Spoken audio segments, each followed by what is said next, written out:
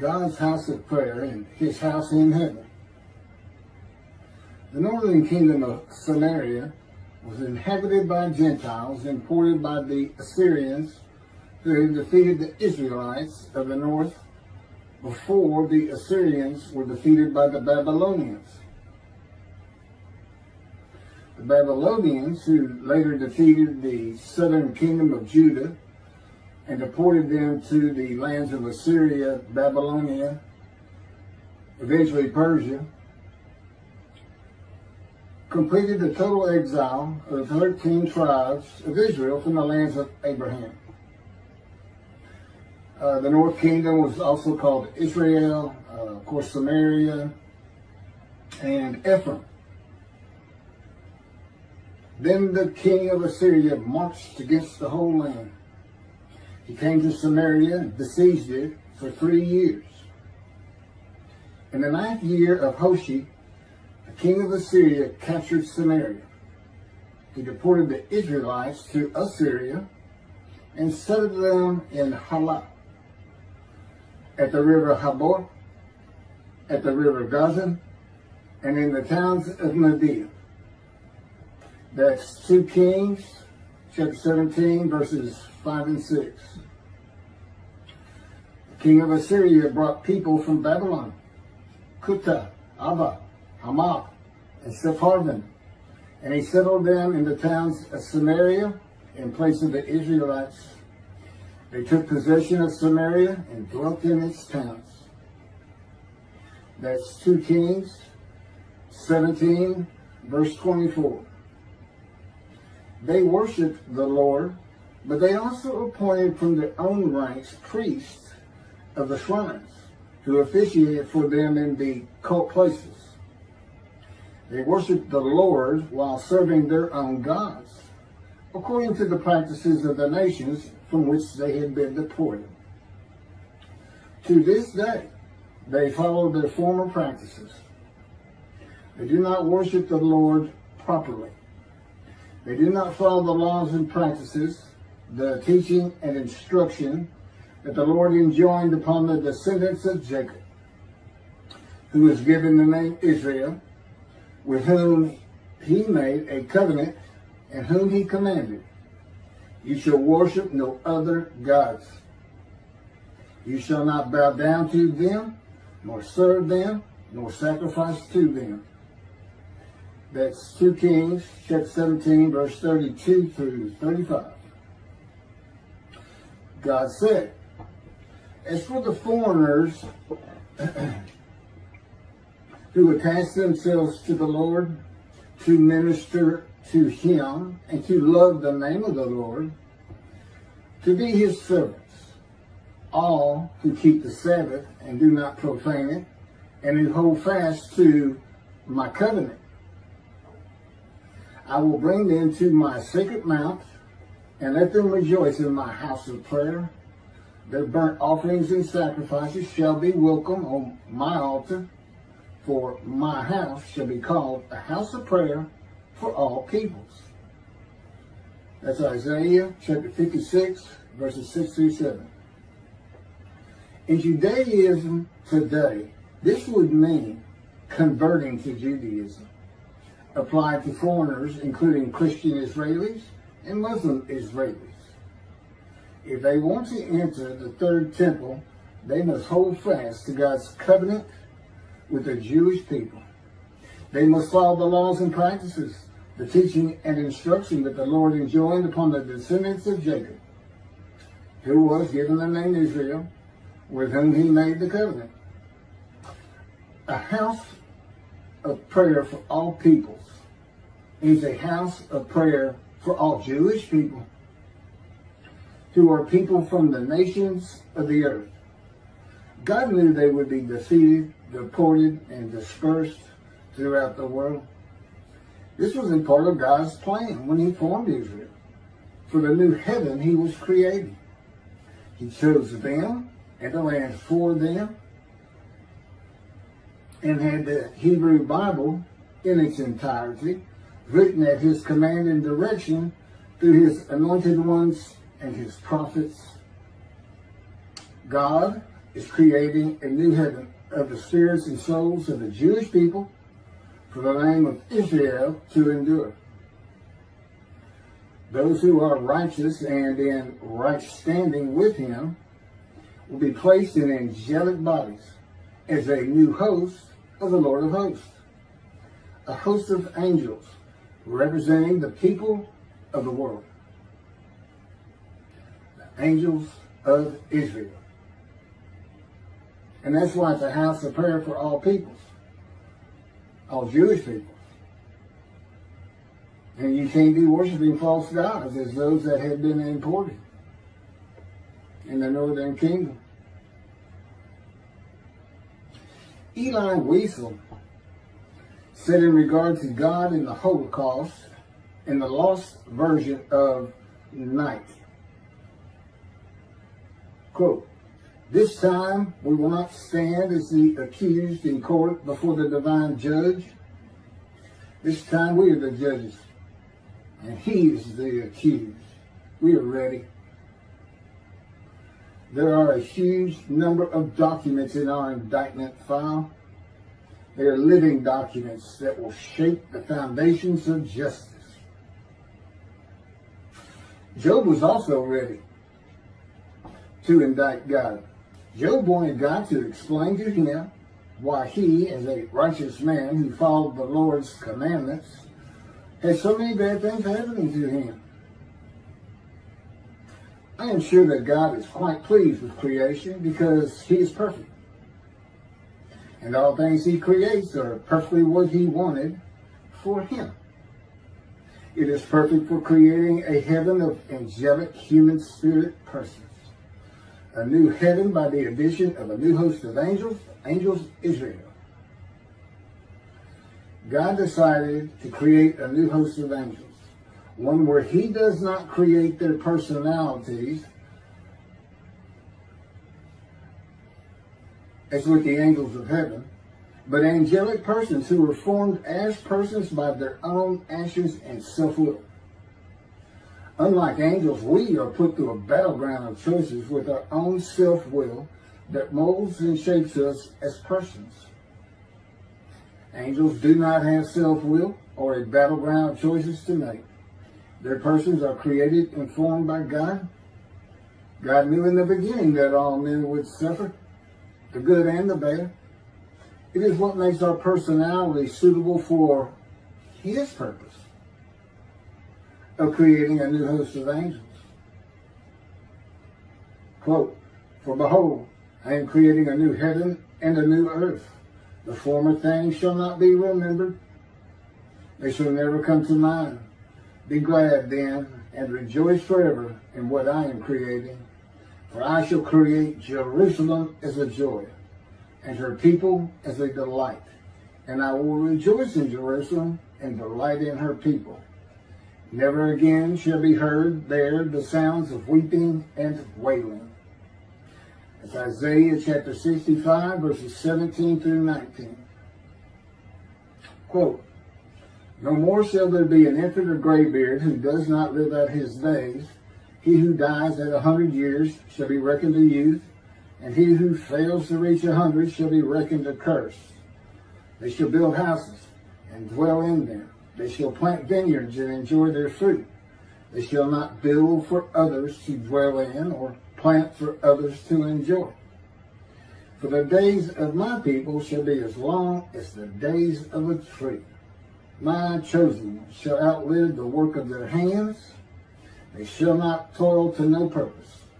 They shall not bear children for terror, but they shall be a people blessed by the Lord, and their offspring shall remain with them." That's Isaiah chapter 65, verses 20 through 23. And there's a reason I broke it up like that, because it could have all gone together. In verses 17 through 19, God is speaking of a spiritual heaven that he calls Jerusalem. Verses 20 through 23 are what heaven was believed to be like for the people of the ancient age and the Middle Ages. God's scripture is written for eras gone by and eras to come. People of ancient times in the Middle Ages thought of the dead coming back to life and living long lives in a brutal, savage time of humanity. Planting vineyards and enjoying the fruit and not having it taken by others. Dwelling in a home they had built and not toiling for others was the heaven they thought of. Not a spiritual heaven where you rise to God and live with Him. To them, God was always angry and the cause of their troubles. I mean, if you think about it, with no medicine, no science, no knowledge, no schooling, no universities, when you had lost your loved one, the spouse would walk out to the graveside and just go, I wish you could come up out of there and come back to me. That's as far as they could think of it. They weren't thinking, I wish you had gotten into the hospital, wish you had eaten better foods, wish you hadn't drank so much. So it was just, I wish you could come out of the ground and be with me. That's heaven to them. And today it's still prayed for by Orthodox as a fundamental principle of Judaism in the 13 principles of Rambam. Billions of people is what you're talking about appearing out of nowhere in the land of Israel. I don't know that you could fit them all in. For as the new heaven and the new earth which I shall make shall endure by my will, declares the Lord, so shall your seed and your name endure. Isaiah chapter 66, verse 22. God says He is creating a new heaven and a new earth. The new earth will be just as this earth is, when this earth is no more, when the final judgment of entry to heaven is made by the Creator, who holds the souls of all men in His hand. The new heaven where the seed and name of Israel shall endure. And God will rejoice in Jerusalem and delight in her people while the new earth is being formed. God calls the new heaven Jerusalem as a direct reference to heaven being for the Jewish people, where the name Israel shall endure. Quote, I am sending an angel before you to guard you on the way and to bring you to the place that I have made ready. Pay heed to him and obey him. Do not defy him, for he will not pardon your offenses, since my name, Hashem, is in him. But if you obey him and do all that I say, I will be an enemy to your enemies and a foe to your foes. Genesis chapter 23, verses 20 through 22. In heaven, God is in you as my name is in the angel of his presence. That is what is meant when God says, before they pray, I will answer. While they are still speaking, I will respond. The information of our minds gathered by our eyes and ears is interpreted by our spirit and soul. Interpreted. It's not where your thoughts are. If that's true, there can be no heaven for any of us, because our mind turns to dust. The spirit that God gives us, an element of the unseen realm of God, literally translates the little electrical signals and the chemicals and the tissue of the brain in different areas, different lobes, which is the person that we are, our spirit and soul. Our spirit can read the electrical impulses, chemicals, and different tissues of various parts of the mind. In heaven, our spirit and soul no longer has a mind filled with information to interpret. Spirit is a very complicated element of the unseen realm of God.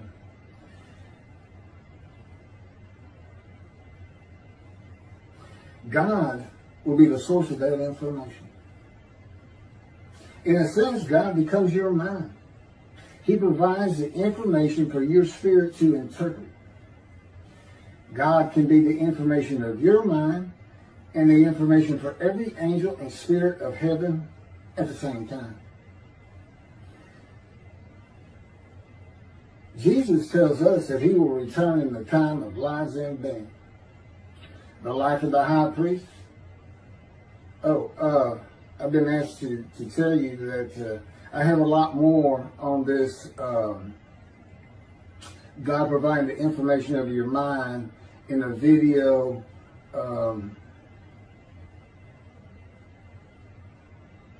that is Messianic era versus day of the Lord. There might be a few more words, but it's Messianic era versus day of the Lord. Which is it? What's it going to be? Well, I don't think there's any question it's going to be day of the Lord. They don't go together. Jesus tells us that he will return in the times of lies in being. The life of the high priest who will see him return. The lives of the people of the towns of Caesarea Philippi, been living. The generation of lives in being during his life. The lives of his disciples. And the lives of those who pierced him with a spear after he died on the cross. They're all dead now for 2,000 years. Jesus spoke 5 prophecies of his return with a specific time frame. Lives in being. The measuring lines. And the prophecies all failed. The Apostle Paul said, "For the Lord himself shall descend from heaven with a shout, with the voice of the archangel, and with the trump of God. And the dead in Christ shall rise first. Then we, which are alive and remain, shall be caught up together with them in the clouds, to meet the Lord in the air, and so shall we ever be with the Lord." That, of course, is the rapture. And that just came from Paul. And that's in 1 Thessalonians chapter 4, 16 through 17 of the Holy Bible, King James Version. Jesus said he was coming back quickly. On the last page of the Holy Bible, in the book of Revelation, Jesus says, "Behold, I come quickly. Blessed is he that keepeth the sayings of the prophecy of this book." This went over 5 that failed. I don't know how much faith you want to put in there. Revelation chapter 22, verse 7. "And behold, I come quickly, and my reward is with me, to give every man according as his work shall be." Revelation chapter 22, verse 12. "He which testified these things saith, Surely I come quickly." Amen. Even so, come, Lord Jesus. Revelation chapter 22, verse 20. There's 3 more prophecies that did not come true. Of course, he's already gone at this time, but he still doesn't come back. And he's talking from heaven through an angel to a writer called John. Who may, by all accounts, it's not John the disciple. Although he tries to indicate it is him. Jesus has never returned. For almost 2,000 years, the dead in Christ and those alive during those years have waited to rise to heaven. His prophetic announcement did not happen. There are no Christians in heaven according to Christianity. And I don't think many of them even know that. The time for a quick return has long passed. There is no reason or foundation to believe by faith or otherwise that he will ever return. Heaven is only for the Jewish people. If the Christians want to enter God's house of prayer on earth and his house in heaven, they will have to convert to Judaism. They will have to become Jews. Very observant Jews.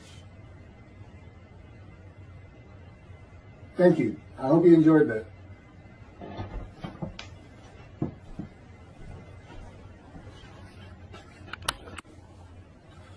The commentary of Rashi and myself on Isaiah 52, verses 13 through 15, and all of Isaiah 53, describing God's righteous servant, the Moshiach. According to my commentary, which includes commentary on the commentary of Rashi. Rashi's commentary is that the man being described is Israel, which means it's not the Moshiach of chapter 11, and which also means we have no description of him. 52:13. Behold, my servant shall prosper. He shall be exalted and lifted up, and he shall be very high. Rashi. This is midrash form. He takes parts of verses and comments on the parts. And he doesn't necessarily take all the verse, but the parts he wants to comment on. And this is how he starts. Behold, my servant shall prosper. Behold, this is Rashi now. Behold, at the end of days, my servant Jacob, i.e., the righteous among him, shall prosper. Keith. And I'm using the JPS. This is from Shabbat.org. They have the rendition that doesn't include the quotes between 13 and 15, and the quotes between verse 1 and 6 of 53, the multiple quote verses. But this is from the JPS. Indeed, my servant shall prosper, be exalted, and raised to great heights. My commentary on that is, my servant is now the Gentile, and not the exiles, who becomes my righteous servant in Isaiah 53:11, after passing the test of devotion in Isaiah 53:10. When he makes himself an offering for guilt in a covenant with God. From a sinful man whose life had been lowly, full of grievous events and serious injuries, a man of pain and suffering, familiar with disease, that the Spirit of God alights upon, to the crown of God's righteous servant who rises to great heights. This is Isaiah chapter 11, verse 10. Chapter 11 begins with, Spirit of God alights upon the twig of the shoot that grows from the stump of Jesse, where the ancestral tree of the kings of Judah has been cut down. That would be the line of Jesus in the book of Matthew. First thing you read in the New Testament. He can't be the man of chapter 11. Not just because that line was banished with Jeconia when Babylonia took over, defeated the Jews and destroyed the second temple, but because he doesn't come from the stump. That's why it's written that way. The stock of Jesse that has remained standing shall become a standard to peoples. Nations shall seek his counsel, and his abode shall be honored. Again, Isaiah 11:10. The abode of the righteous servant is humble when the Lord cuts him off from the land of the living, the world of material things in society. In Isaiah 53, verse 8. And in the end, the abode of the servant is one to be honored. In Isaiah chapter 11, verse 10. From a poor man to a rich man, with the many as his portion, and the multitude as his spoil, prosperous and held in high regard by many and a multitude of the Jewish people.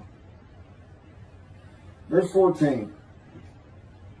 As many wondered about you, how marred his appearance is from that of a man, and his features from that of people. Rashi. That's again from Shabbat.org, and the commentary comes from them too. They have the commentary of Rashi on that. As many wondered, his answer, commentary. As many peoples wondered about them when they saw them in their humble state, and said to one another, how marred is his, Israel's, that's in brackets, appearance from that of a man. See how their features are darker than those of other people? So, as we see with our eyes. Keith, verse 14. Just as the many were appalled at him So marred was his appearance, unlike that of man, his form beyond human semblance.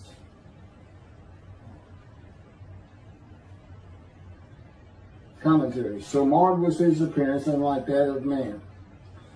Based on Isaiah 53, verse 10, and its primary purpose, this is the beginning of identifying the righteous servant as a man with disfigurement, blemish, with disease. He is not a man without defect, such as lambs, for sin offerings, and rams for guilt offerings.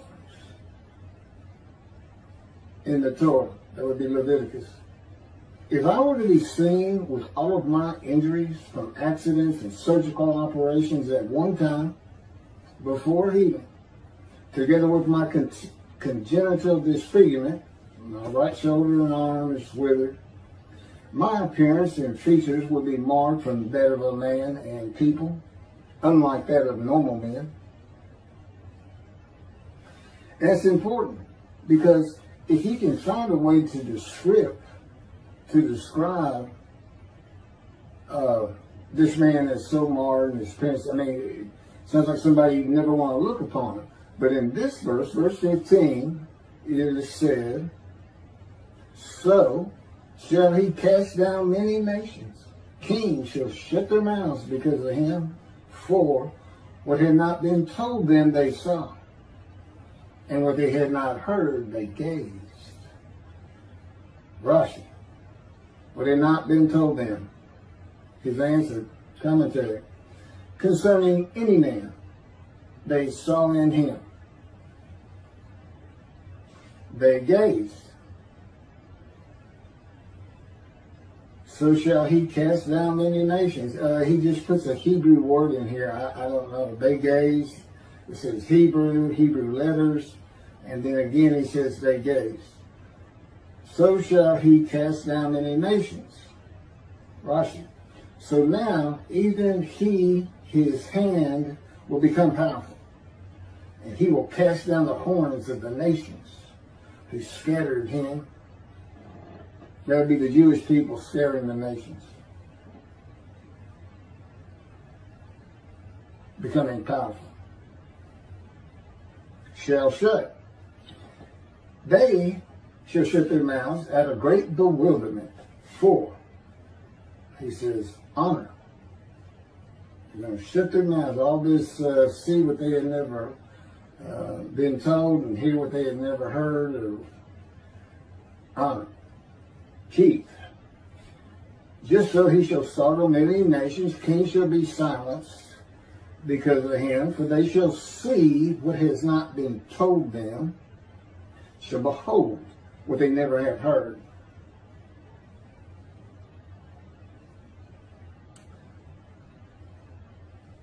My answer to that, nations, the Gentiles, startled, and kings, leaders of nations, silence. By seeing God's righteous servant, God's servant David, Elijah, and the prophet like Moses as one name. And hearing that God's righteous servant arise in the time to come of Jeremiah 31 in the day of the Lord.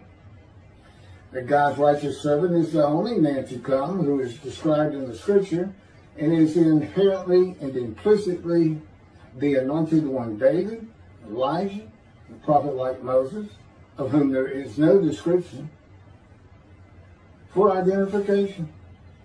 That the Jewish people throughout the world will be forgiven by God of all their iniquities and sins by God's written word in the day of the Lord. That would be the new part of the new covenant, the new inclusion from Jeremiah 31. That heaven is being created for only the Jewish people. Christians will be surprised at that, as will Muslims. That God's righteous servant of Isaiah 53 is a Gentile, according to the scripture. That Jesus, being a Jew, cannot be God's righteous servant. That God's righteous servant is familiar with disease and crushed with disease, blemished, and could never be an offer for sacrifice. No man of Isaiah 53 can fit and offer sacrifice.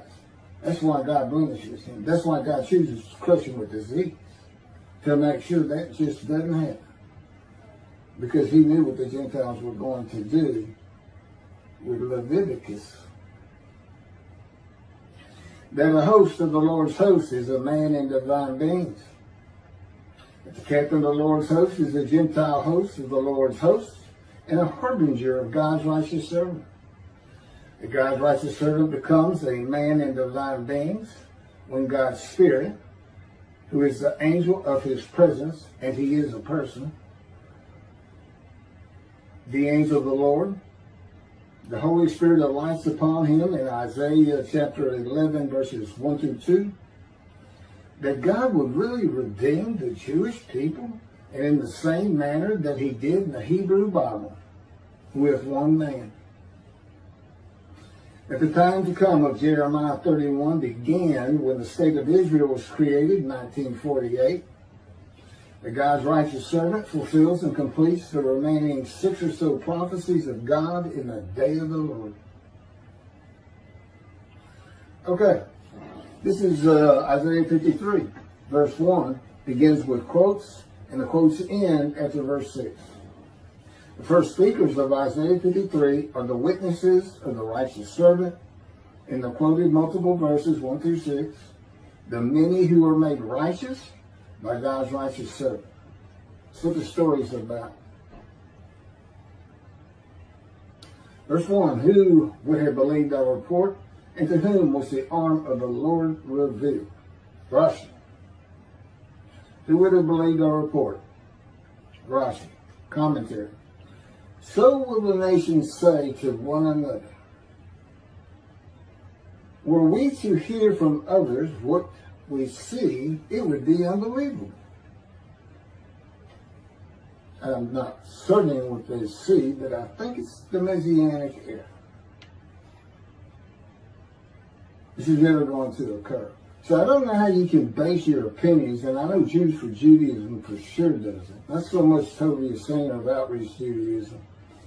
If you're going to base a description on a man you're trying to find on an event that has not occurred, whether it will or will not, what about the man who's being described if that is the case? What have you done? What if you don't recognize him after the destruction comes to the land of Israel? And right now, that would be the destruction of 7 million Israeli Jews. If you have been told by a prophet, both of you two, Jews for Jews, outright Jews, if your organizations have been told by a prophet, God said he was going to raise up armies if we didn't do this and we didn't do that. And we know what happened. Syria defeated, deported the North Kingdom, South Kingdom, Judah. The Babylonians defeated and deported, and then Rome destroyed and defeated all of them and dispersed the Jews throughout the world. Because why? Because the prophet wasn't listening to. The arm of the Lord. This is still Rashi. Like this, with greatness and glory, to whom was it revealed until now? There's not a lot of explanation there, I'm not sure. Keith, who can believe what we have heard? Upon whom has the arm of the Lord been revealed? My commentary. The witnesses ask, who can believe that God redeems the Jewish people by the new covenant with sin forgiveness that is delivered by the messenger Elijah, who receives it from the angel of the covenant, Elijah being a man of heaven, of course, who is the angel of his presence, the Holy Spirit, that alights upon the anointed one, in Isaiah chapter 11, 1 through 2. By the covenant of friendship that comes with his servant David when he, and that's God, sanctifies Israel by having the third temple built on his holy Mount Zion in Jerusalem. I gotta see, I lost track here a little bit.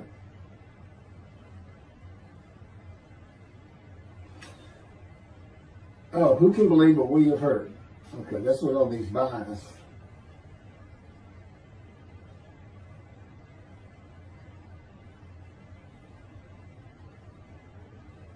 by speaking to his prophet, again as he spoke to Moses, face to face and friend to friend. And all by and with one man the Lord calls my righteous servant.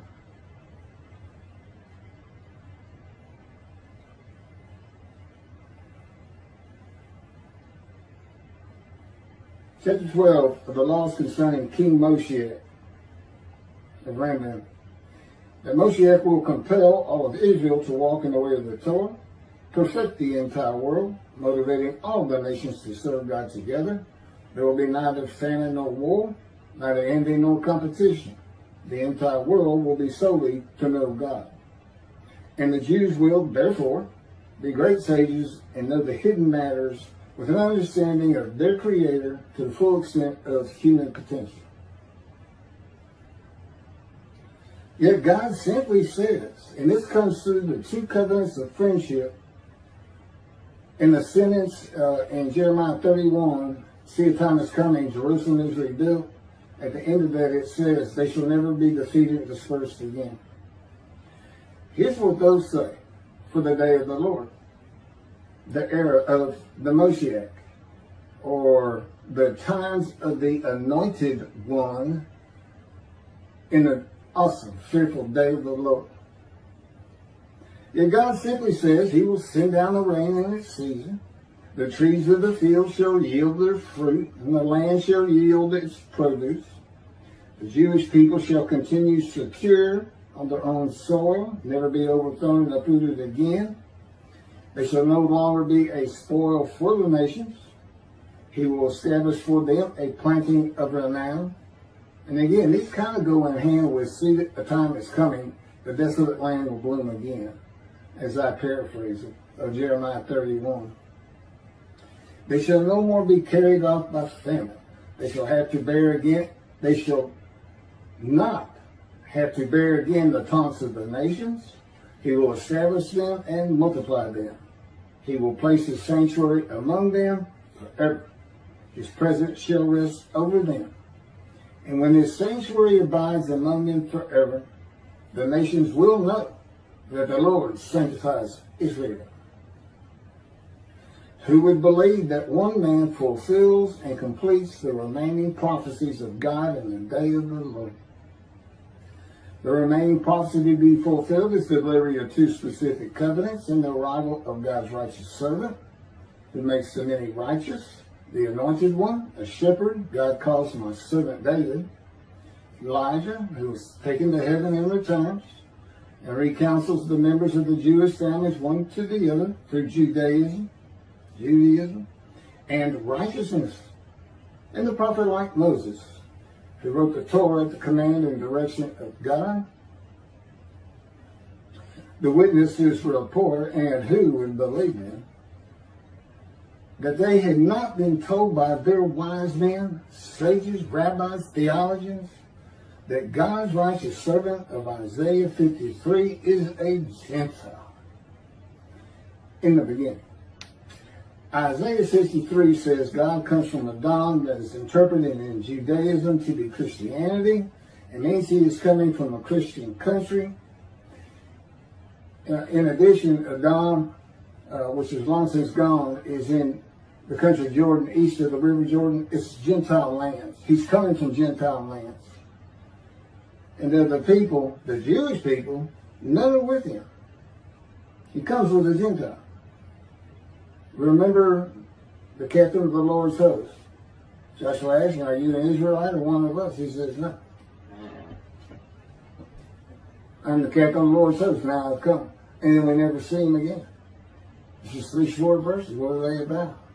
They're about a man and divine beings being a host of the Lord's host. He comes with a Gentile. Well, Jesus was a Jewish man who came from Nazareth. Can you see God working in this? The Jewish people. Isaiah 53 can't be him, he's a Jew. And God comes to the Gentile. It's not like, Cyrus of Persia was a Gentile. Elijah's a Gentile. He's a Tishbite. You can't find a clan of Tishbites in any of the tribes according to the genealogies provided. And He is an inhabitant. He's not from. He lives in Ramoth Gilead. Just to give you a frame of reference, he may as well have lived in Adon. It's a territory east of the River Jordan, north of Adon, and it's Arabs and Assyrians. And he lives there. The Jewish people did not come from Adon. They began the Promised Land, returned from Egypt in the Exodus, and were not allowed to pass through Adon. And returned from Europe after the Holocaust. Well, how's God coming anywhere if he doesn't have a man with him? How do we know anything about him if a man doesn't speak the words God tells him to speak? Did you think there was going to be a day of the Lord and he wasn't going to have a Moses? He's got a new covenant to deliver. It has to do with the first covenant. Well, who delivered it? Moses.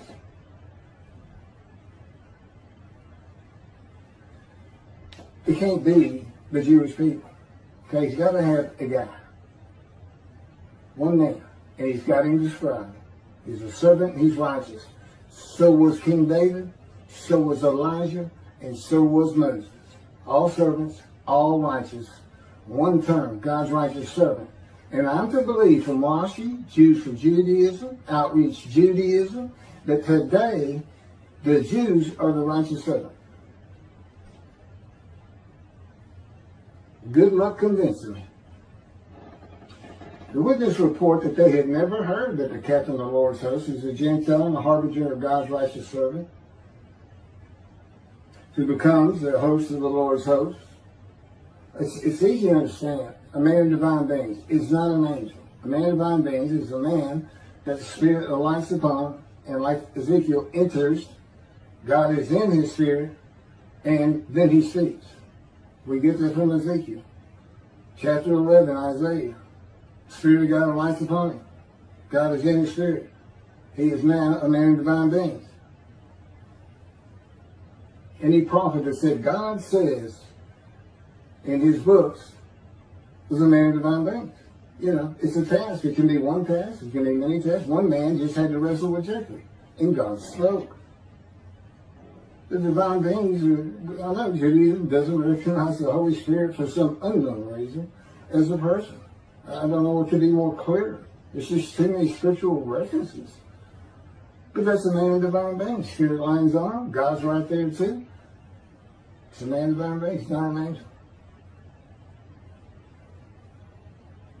The witness who never heard that the divine beings are the Holy Spirit, who is the angel of his presence of Isaiah 63, an angel whose angelic body is not the form of a human with wings, but the very Spirit of God.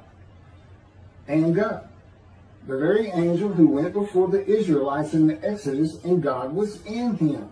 Quote, this is God.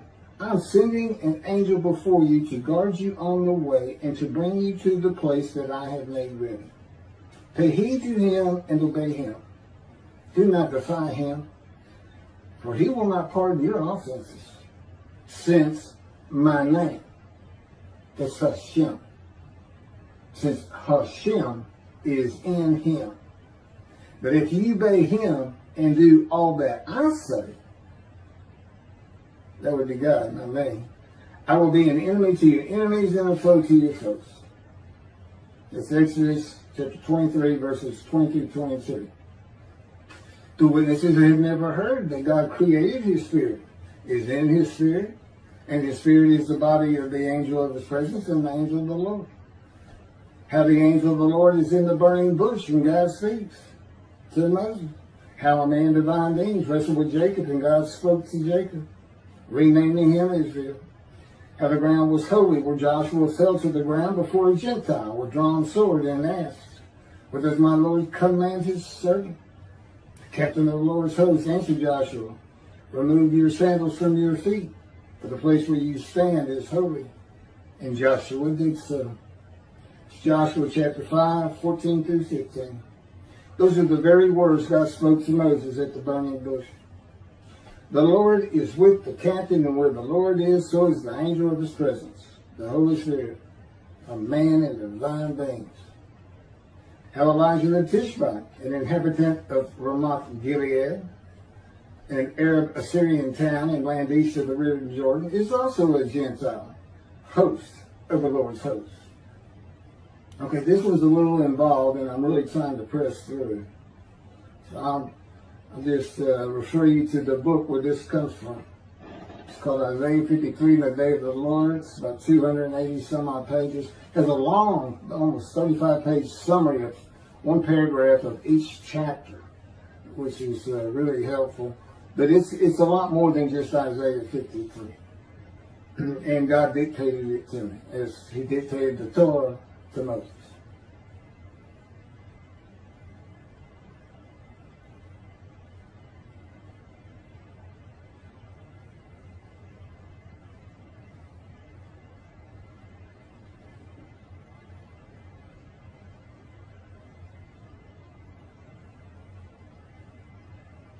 How Ezekiel is the host of the Lord's host, a man in divine names.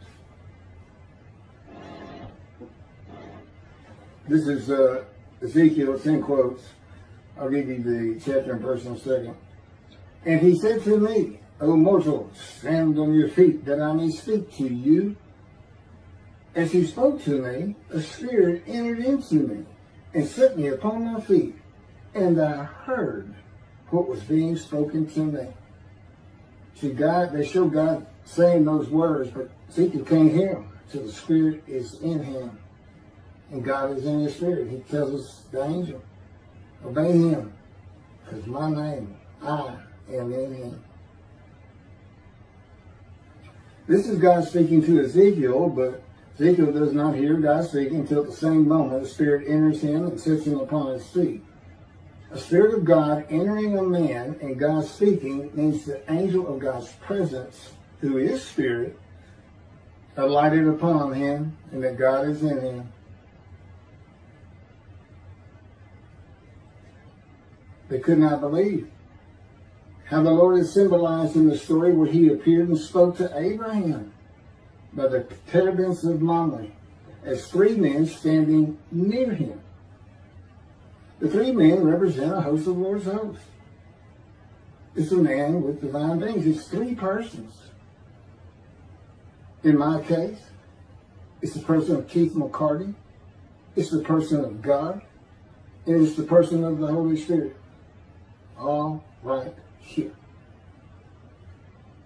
And it's not new. This is all throughout the biblical, the Hebrew Bible. It just wasn't revealed to you. That's why nobody can believe it. The final prophet of God, said to be Muhammad of Islam. This is from Wikipedia.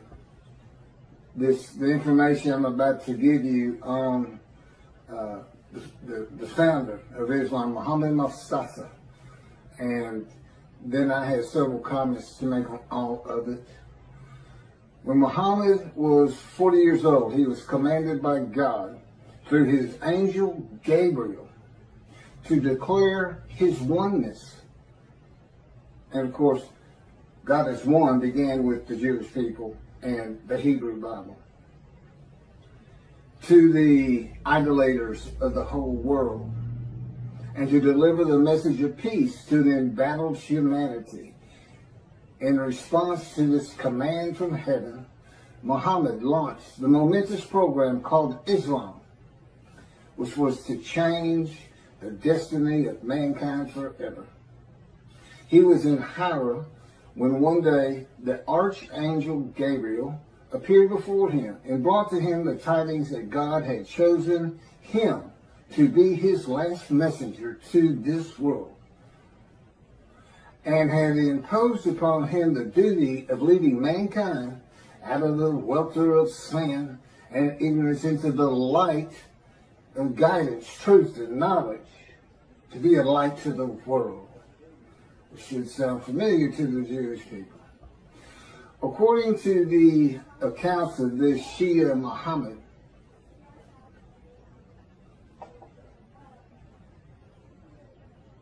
well, I'm working on this. Again, I'm just getting started on all this. And I have a computer in front of me because my cell phone is not responding correctly this morning, and the Lord wants me to get this done. Gabriel's not an angel. Clearly they plagiarized the Hebrew Bible and put into their own cultural laws and norms and what they consider morality. And of course, Christianity is based around a story. It's that, a story. They call it the greatest story ever told. I agree. It's a great story. Billions of people have been deceived into believing it. Now, I can understand the people of antiquity believing it, but the people today believing it,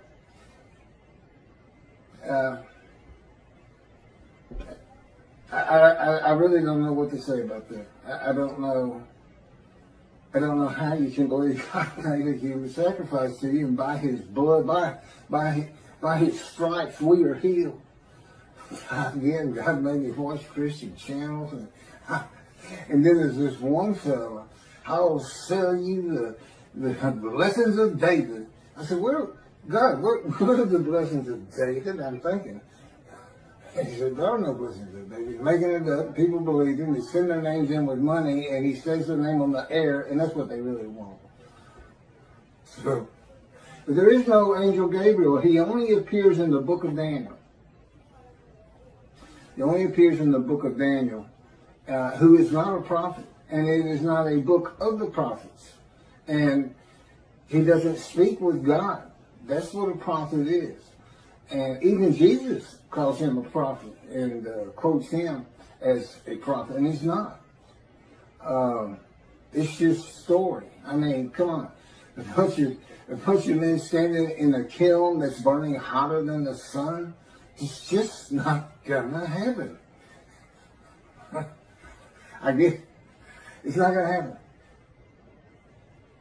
But you read the same things, the leaders of Judaism read the same kind of absolute, that can't happen. But because they like it, and they say our sages believe that, we believe it. Well, your sages lived in another time. Michael Skobac, Jews for Judaism, who also claims Isaiah 53 is the Jewish people as one man, Israel as one man. They had gathered, been crushed by disease, and offered themselves for guilt at some time in history that I am unfamiliar with. Because he doesn't say it's something that's going to happen. They act as though it already happened. Tovia Singer of Outreach Judaism believes it happened in World War II with the Holocaust. But that was just 6 million. That wasn't all the Jews of the world gathered as one man in Israel. They didn't get long life. They didn't see their children. They didn't teach righteousness.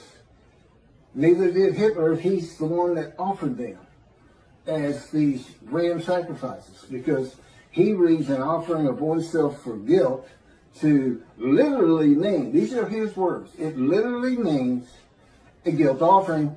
Let's go to Leviticus. Now, he doesn't say let's go to Leviticus. He says it's a guilt offering, but a guilt offering is an unblemished ram for theft or destruction of holy things, debts. What that has to do with anything, I don't know. Because he's an anti-missionary. He's pointing this interpretation of 53 away from Isaiah 53. But they think they're forgiven of sin. They're not worried about theft and destruction of holy things. They're not worried about that. So I don't know what he's doing except reaching, really, really reaching. I think the description of a man marred so much beyond human appearance, semblance, and all these plague afflicted, that the Holocaust just grabbed him and he just made it fit. Well, that's what the Christians do. They make Jesus fit.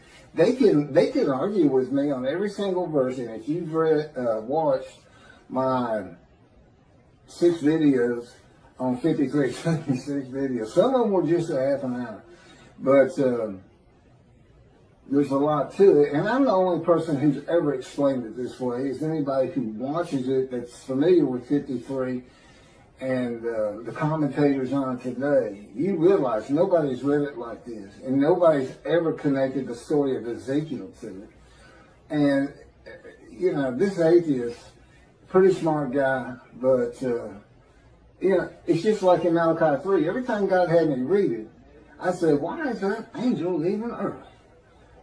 He wouldn't tell me. I didn't know until I typed it. I didn't get it. I didn't put these things together. I certainly didn't put Jeremiah into it. In this new code, I read the new code and it just went on. It didn't even mean anything to me. Because I had no background in anything. Except for the Ten Commandments and Charlton Heston. It's a great show. But there's been some better Ten Commandments since. I've seen them all. But anyway, Gabriel appears in, I think it's 2 chapters, and he's described as a man. A man. Gabriel, a man. And it's in a vision. It's not something where God says in heaven, I have angels, and it's the angel Gabriel, and Archangel so-and-so, the fallen angel, Lucifer. You can't find that in the Hebrew Bible. It came from Christianity. So Islam, which didn't begin into the 700s, Common Era, I think that's the date here, with Muhammad, long after Christianity, which would have been, before the Talmud was put together. Judaism, when it really became formal, was with the Talmud, I would suppose, and putting the entirety of the Hebrew, all the scrolls together and canonizing. And it looks like they plagiarized both books. Both books. And like I said, put their own cultural laws, rules, morality, and philosophy into it, but taking the basics. There's Abraham. He's in it. And now, I don't know if Muhammad is supposed to be a descendant of him or not. But here's what happened. So, he says he's the last messenger, the last prophet of God. That's what's on their mind. It's not the last messenger, it's the last prophet of God. According to the account of Shia Muslims, Muhammad Mustafa, far from being surprised or frightened by the appearance of Gabriel, welcomed him as if he had been expecting him. Gabriel brought the tidings that Allah had chosen him to be the last messenger to mankind and congratulated him on being selected to become the recipient of the greatest of all honors for a mortal in this world, from Al-Islam, the birth of Islam, and the proclamation by Muhammad of his mission. That's in Wikipedia. Muslims believe that the Quran was orally revealed by God to the final prophet, Muhammad, through the Archangel Gabriel, incrementally over a period of some 23 years, beginning in 609 Common Era, when Muhammad was 40 years old. That's an oral tradition. That sounds familiar. That's what the Talmud is. It's the oral tradition written. So it wouldn't be forgotten.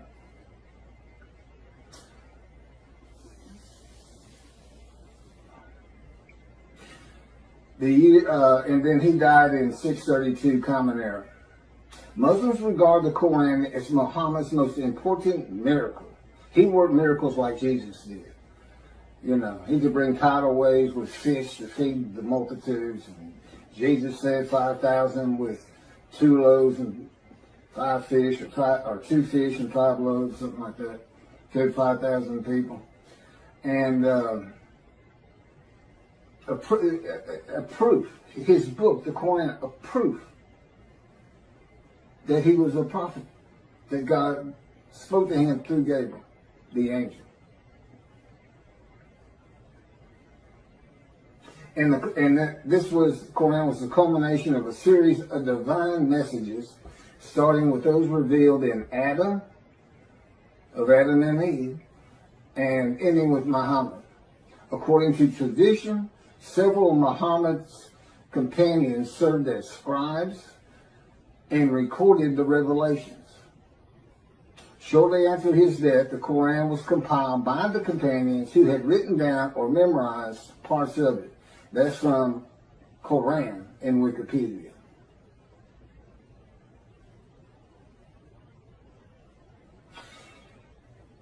God chose his last messenger. And Allah means God, by the way.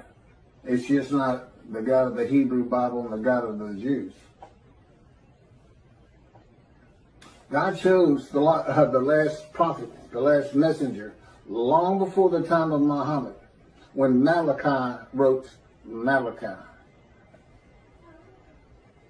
The messenger is Elijah for a time to come, and the time still had not come. The land did lay desolate, but they had not returned. It did not bloom again until 1948. And even then, it was a desolation. It took many years to get it going and renew all the old cities like Jaffa and Haifa and Tel Aviv. And, of course, rebuild Jerusalem. You know, it's a metropolitan area now. Elijah, which, of course, is me. Now, how do you think Islam's going to react to me? We already know how the Christians are going to react. Not too favorably.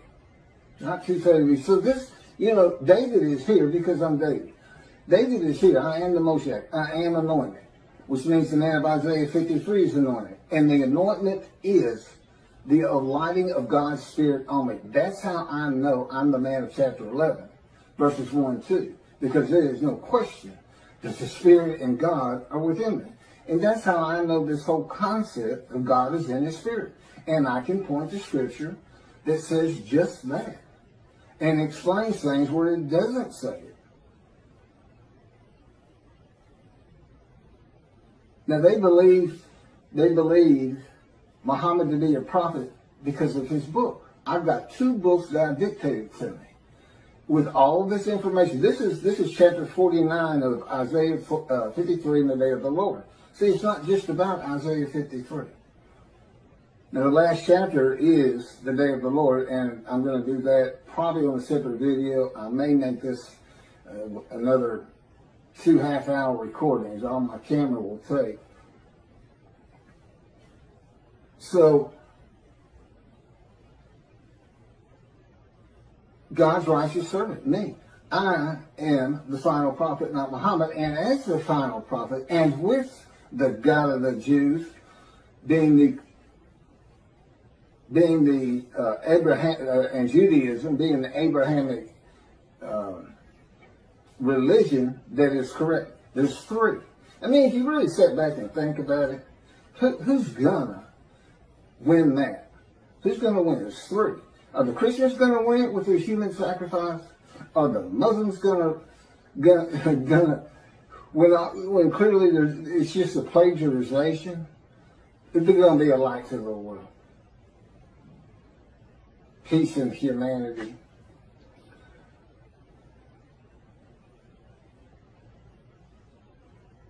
And they got there by stealing somebody else's book. They took the book of the children of God also. The Christians attached it. At least they didn't attach it to the Koran. You know, I mean, that's a plus in their favor, I suppose. I'm going to go ahead and start into chapter 50. I didn't know all that. I didn't know that they were using an angel that doesn't exist. And he doesn't. I've been to heaven and vision and told and in no uncertain terms that there's no such angels. There's no Michael. There's no Lucifer. There's no fallen angel. It's just part of the story because that's what the people in antiquity and today too, to an extent, I just like to believe in that. The Christians got so much jumbled up in their minds. So much of the religion conflicts and doesn't make sense. And they've got entire armies of demonic forces that are at war with God. This and that. I promise you. I know his power like the back of my hand. And there's no contending with him. Whatever he thinks is.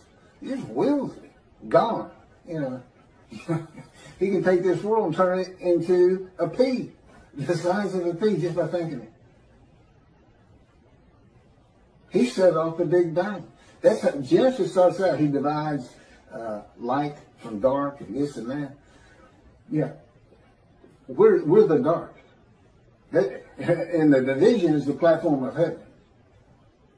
And we know we're in the dark because he had to put suns in there for us.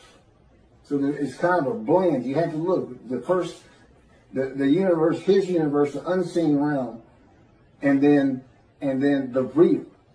The universe of real, which is like, objects, solid things, stuff you can see, came with the Big Bang. And it's all within his original unseen realm. So we're a universe in a universe. It's not parallel universes, just one inside of another. Totally different from each other. Science, totally different. We can never see the unseen realm, except what he would place in our minds. I mean, he can place an angel Gabriel in my mind if he wanted to and have me believe it, and I would. But he doesn't. He's very real and matter of fact. And the fact that at this time, people are still believing the things of the people of antiquity who didn't know anything. They didn't know anything, and they couldn't go to the internet and say, "Well, I don't check that out. I don't know about that." They couldn't. There's no bookstores, no schools, no teachers. About all you could learn from the wise men was the Hebrew Bible for the Jews. And they spent their life in that book. Well, I had it. I read it started reading it when I was 50. And it's only because God was teaching me that I had the knowledge that I do have. It's just not possible that any man could do that. And I know I could. So, anyway, the day of the Lord. Now, this is interesting because I had kind of forgotten this entire chapter. The term day of the Lord appears in the books of Isaiah, Ezekiel, Zechariah, Amos, Obadiah, Zephaniah, and finally, in the last book of the prophets, Malachi. In Ezekiel and Zechariah, the day of the Lord is said to be only against the nations, and in Obadiah against Edom and Esau, Christianity, and the nations. If you see Edom and Esau, it's Christianity. That's just Judaism. If you're going to take their book, take all of it. Take the oral tradition with it, Christians. They go together. The prophets warn that the day of the Lord is near, but it is not the end of the world. Now, this is true of the Essenes too. The sect of Jews who wrote the Dead Sea Scrolls. But and with the same concept, evil's going to be gone, but the good stays.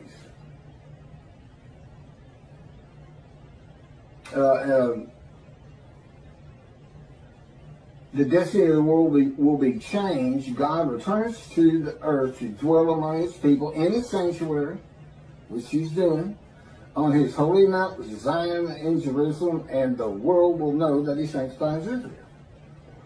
Lo, the day of the Lord is coming with pitiless fury and wrath, to make the earth a desolation, to wipe out the sinners upon it. Isaiah 13 and 9. You say, well, see, that's not, you haven't been talking about that day of the Lord. Yes, I have. God's final word on it. Because that's not going to happen. Again, that's just fun to read. It scares people, man. Whoa, war's coming kind of a thing. For a day is near, a day of the Lord is near. It will be a day of cloud, an hour of invading nations. A sword shall pierce Egypt, and Nubia shall be seized with trembling, when men fall slain in Egypt, and her wealth is seized, and her foundations are overthrown. Nubia, Put, and Lud. These are names for territories that are pre-biblical for the most. They're pre-Abraham. The Hebrew. And all the mixed populations in Cub and the inhabitants of the allied countries shall fall by the sword with them. Ezekiel. Ezekiel has an account of all the tribes returning to the promised land, and they all go individually back to the lots of their ancestor. their ancestry. Do you know how many? It is impossible to determine that. Rambam says, I can do it. I can tell him, no, I can't. He says, I do it by a spirit, and there's no concept whatsoever that God is in his spirit. That the spirit that alights upon me is one of being able to determine your ancestry all the way back to the partitioning of the promised land and to the tribe you should belong to, that you have the most blood of. Okay. Sounds great, Ezekiel. I'm sure people will love it, but not going to happen. Not going to happen today. That's for sure. Yeah, David's here. The peace in the world. I'm here. It's just about undeniable. This is like 100 times more proof than Moses had. You know, nobody even knew he was writing the Torah. I'm sure nobody knew. And if they did know, they didn't care. And the fact that God was telling them, they may have believed, they may not have. Any of them would ask him, how do we know you're talking to God? Today he'd say, well, read this. It's called Leviticus. You think I woke up and wrote God's laws without him telling me what to do? Because I thought that's what he was telling me? That's the Christian. I'm getting the word from the word. For some reason, they call Jesus the word before he came into body. So they get a word from the word. The word, I think, means God. I'm not sure.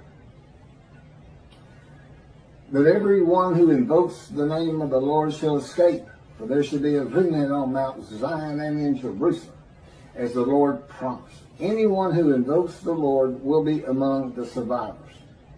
That's from Joel.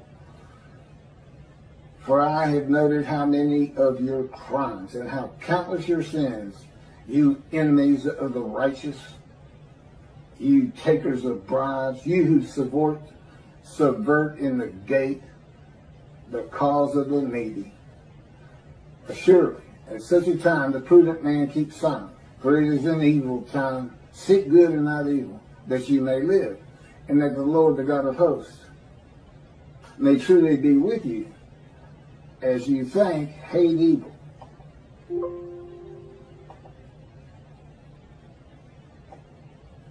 So here's some morality in a great story. Hail the Lord, and love good, and establish justice in the gate. Again, the Essenes had gates. People like to hang out at them, as you can imagine, and tell stories. What else are they going to do if they have enough food and everything? And have all your friends clapping you on the back. Great stuff. Great stuff. Look at all those Gentiles gathering around. Tell that Jesus story. Tell the Jesus story. They look at it. They get all giddy. And they'll pay you some money. Yeah, it could have happened. Could be like that. And I got a real long, I'm going to skip this one from Zechariah, but finishing up with Zephaniah on this coming of the end of evil. And I will bring distress upon them, that they should walk like blind men, because they have been sinned against the Lord. And their blood should be poured out as dust, and their flesh as the dung. Come on. Okay, you're going to let me read a little bit of this one. This is from Zechariah. Now, see, this is like watching a zombie movie. This is like watching a heart show. And we are, most people love to see those every so often, especially when you're young. As for those people that warred against Jerusalem, the Lord will smite them with this plague. Their flesh shall rot away while they stand on their feet. Their eyes shall rot in their sights, and their tongues shall rot away in their mouths. In that day a great panic from the Lord shall fall upon them, and everyone shall snatch at the hand of another, and everyone raise his hand against everyone else. Judah shall join the fighting in Jerusalem. The same plague shall strike the horses, the mules, the camels, and the asses. The plague shall affect all the animals in those camps. On and on. Malachi 3 brings a new concept to the day of the Lord. Why is that? because it's not going to be in antiquity in Jesus' time. It's not going to be in the Middle Ages. It's going to be in the age of the internet, knowledge, science, medicine, common sense, reasoning. I mean, the light's in there. But it's still fun to read.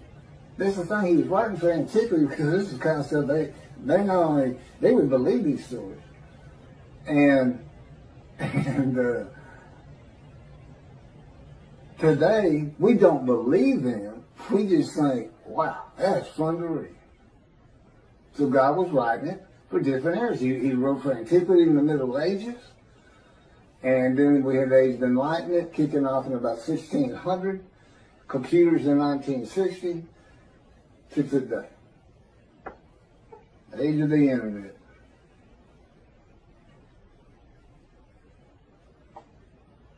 So what new concept in the day of the Lord does Malachi bring?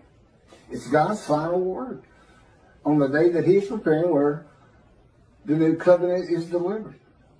And again, he knew they were going to be dispersed, and apparently he had a pretty good idea when they would be coming back. Okay, it's the final word of God. Not only on the day of the Lord, but with the new covenant. What's he saying? What's really happening? Get away from all these fun stories. He's coming with a covenant of friendship. He says you're going to be saved from now on.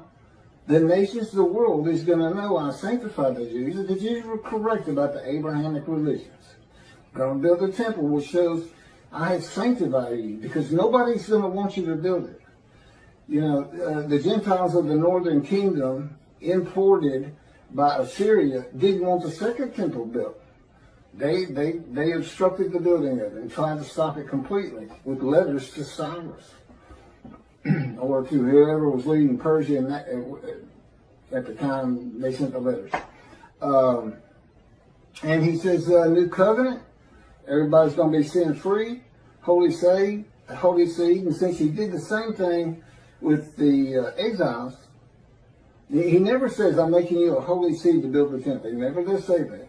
But that is what happened. And it's going to happen again. He's going to have that temple built, I don't know, 10, 20 years from now. I don't know. Presumably before I die, but now David, he died before the building of the first temple. Although he had a lot to do with gathering all the materials for it and the wealth that went into it. And Solomon had a home to be honored. There's always a lot of things happening again that are real. As a matter of fact, it took longer to build Solomon's house than the temple. So he must have had a pretty honorable abode, right? That and God talked to him. Now, God doesn't address the nations. As I started out, these different days of the Lord's in the various books, some are just pointed at Christianity, some is the nations. They're kind of different. But Malachi 3 is real clear. It's the Jewish people, the people of the land of Israel, as much as anything. That's the focus. When I come back, the sanctuary to be placed amongst his people in Jerusalem. Although the covenant, the friendship covenant does not say in Jerusalem. I think that's pretty much implied. Although as David purchased the Temple Mount for God after he had failed the test that God put him to. It's kind of a making up for it. I've also just saying. And I could go back. There's people who have raised millions of dollars for the building of the third temple out there right now. Just on the belief it will happen. God will come. They just don't know how because of the false teachings. Teaching of antiquity. The teachings for people of antiquity. Well, the people today aren't of antiquity. Compared to those people, they are all brilliant geniuses. Every single person who has a computer is a brilliant genius. Knowledgeable. Over these people. So, here's God. Not only is he saying something different than your traditional day of the Lord, he's saying in future times, in the times where man is more enlightened, knowledgeable, we're just going to build a sanctuary and everybody's going to be safe, because that's just going to keep people from picking on you as much as they are, and they'll have it in their minds, just don't mess with them. That God could be in there. God might be there after all. Keep the Middle East at bay. And of course, you know, when I die, that's not to say God's not going to continue on as he did with Solomon, with Elijah, that was followed up by Elisha. The Davidic dynasty was supposed to continue the line of David, but I don't believe there's anything that, well, his covenant does. Well, my son's a great guy, and God says, would you want me to put him through that, what you've been through? And I thought I said, yeah, that'd be good for him. I mean, I wouldn't wish that pain on anybody, but it changes to so much for the good. And you know, you can't really feel another person's pain. I know that pain. I still live in it. You can't imagine what happened to me just 2 months ago. No, I can't. I'm not allowed to tell you, and I wouldn't tell you. But it was brutal. It went from, I had my top 5 things that he's done to me, and it moved up to, it went by everybody to number 1. It made number 1. I hope that's the culmination of those events. So anyway, lasted about 3 months. So back to this. So it doesn't address the nations, but only Israel and its people, which is all Jews of the world. Everybody in the world is forgiven. Doesn't mean you go to heaven. Got to be in right standing.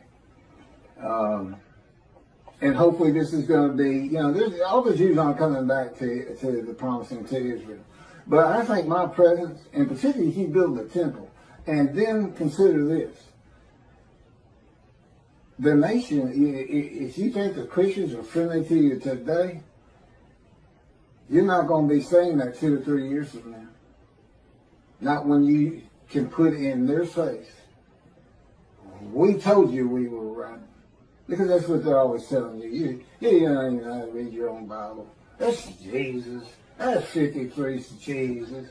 And you got all the arguments that I'm putting before you. By the way, this Isaiah 53 in the day of the Lord, every single one of the 50 chapters is summarized in a paragraph. A few of them 2 paragraphs. As an addendum. If nothing else, you stop it. It's like 6 pages. I don't know how many pages. It might be more than that. Okay, it might be a lot more than that. But anyway, if you're in a bookstore, just flip to the back, read the addendum, and just see all the different things that are addressed that really aren't Isaiah 53. The first 20 chapters are kind of like, you need to have this knowledge. You need to know about angels and God in his angel. And a lot of I've kind of broached, but moving on. God says, of course, you've heard this, behold, I'm sending my messengers to clear the way before me, to build the temple, and the Lord whom you seek shall come to his temple suddenly. The messenger is Elijah in verse 23. As for the angel of the covenant that you desire, he's already coming. I've talked about that. The angel of his presence brings the new covenant, Jeremiah 31. All Jews are forgiven of their sins and iniquities. And it's going to be when I get my books published. That's when it becomes official from God's mind. And even then, it has to be people who find out about it. Once you find out, whether you believe it or not, but when you start hearing you're sin free, that's when you need to avoid the evil inclination and really, really stress your Judaism and learning your Torah, which is the effect God expects, Torah on your hearts. And heed God, revere, and esteem his name. Because you don't want to miss what he's preparing. You don't want to miss it. You don't want to miss watching the evolution of the Jewish people from Abraham. He's going to pick, God's name will probably be, Poindexter or something. Who knows? He's so funny. But I'm sure, okay, it'll be serious, God says. He says, I let Keith cut up a lot. He's a human being. It's good for him. And I play along some. He'll tell you, it's not nearly enough. Or it's too long. It's not long enough. God recognizes that the forgiveness and equities and sin of Jewish people will not cause all to hate him. And in Malachi, he says it, I know there are those that don't. Those that do, I'm putting in a scroll of remembrance. In Christianity, believing in Jesus and accepting him as his one Lord and Savior brings sin forgiveness and entry to heaven when he returns. You know, I've covered that. Even if you've committed murder and other crimes against humanity and God, and that's just not true with the God of Israel. He's not going to have bad people up there. But that doesn't mean you don't want to practice Judaism. Because I know the Jewish people like to focus on life today. The heaven that the Christians dream of and think of is not first and foremost for the Jew. It's being a light. It's living life as well as it can with all these instructions God gave us on how to do it. And so this is bonus time, and God knew that. You just have to understand, he's able to play these things out in his mind as though he sees the world, the evolution of generations and cities being built and things being invented and knowledge and universities coming in. And he can just watch it all happen. And he can see what's going to happen to the Jews. He knows they're going to get destroyed in Europe. And he'll tell you, okay, I'm not supposed to go into that. Maybe someday. But moving forward here, and just keep that in mind. He knows it's going to be a modern time. And here I am, and listen to what he's having me tell the rabbis. And you know what the effect of that is? You know, it's not a metaphor like Torah on your heart. But, you know, he says, he forgives sin, that makes everybody learn Torah. You know, it's really two separate different things. But, so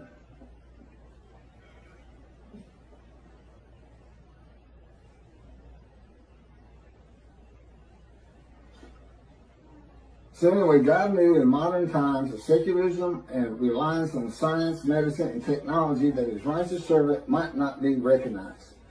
The utter destruction is simply on its way, just like it was with the Assyrians, Babylonians, and the Romans long ago.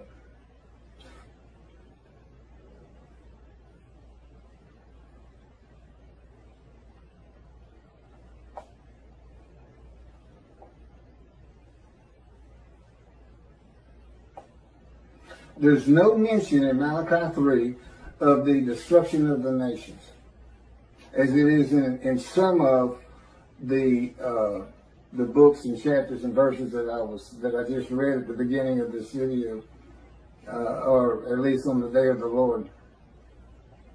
It is implied there will be destruction in the land of Israel, because God says, if he doesn't do it, when I come, it will be with utter destruction, as though there's going to be some, and there would be, to take the temple down. It would have to be something like the 6-day war. I don't think Israel would ever just storm it and say, well, that's it, we're just tired of it. Just let it go. And unless there's some heinous act done, like a nuclear suitcase bomb, where they finally say, that's it. Only Jews in this land, and we don't care what it takes. That's what they did to us. They just threw us out. Took everything we owned, took our bank accounts, took our houses, took everything, just said go. We had to walk to the promised land.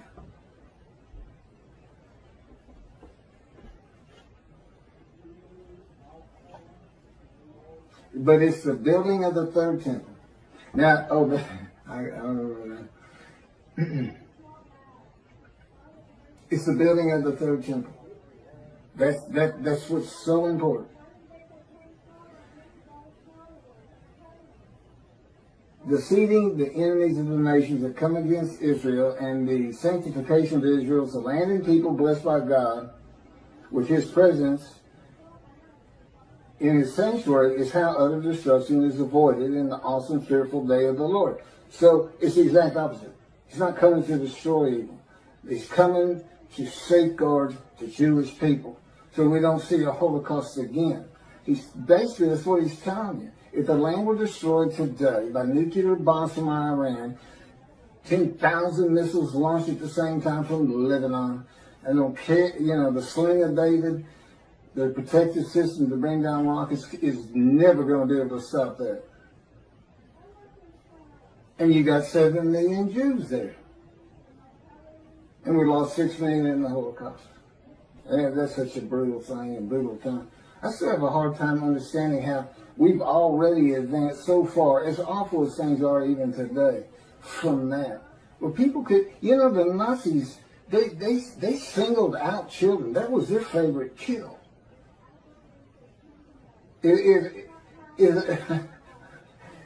they were running low on bullets, instead of shooting the kid or gas and gassing them, they throw them in those kilns alive. So,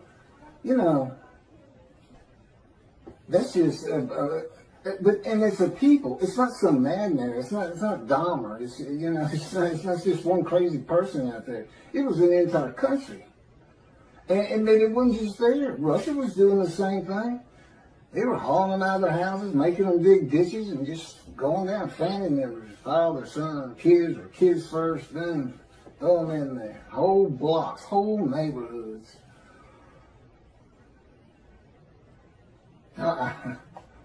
No, some of the visions he's given me to make me really feel and understand what would it be like for the Gestapo just to break down your door and you're sitting with your family at dinner and you have no clue who they even are, and all of a sudden everybody's being murdered, and your girl's raped first, and your wife. I mean, and he put me into it's, we can think about it and be horrified. But he can make it so real, it's as though you're there, but it's still different once you come out of the vision. It's a lot different. One, you're not scarred by it. But,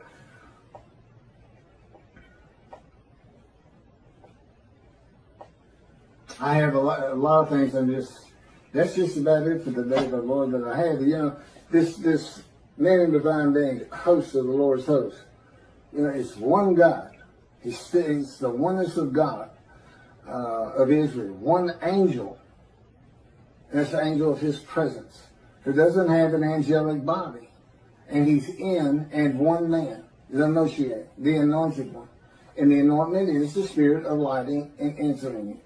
That's the anointment. There's no oil as in our world of I call it the real, and God's world, the unseen realm, which is a universe inside a universe, and he's responsible for this one.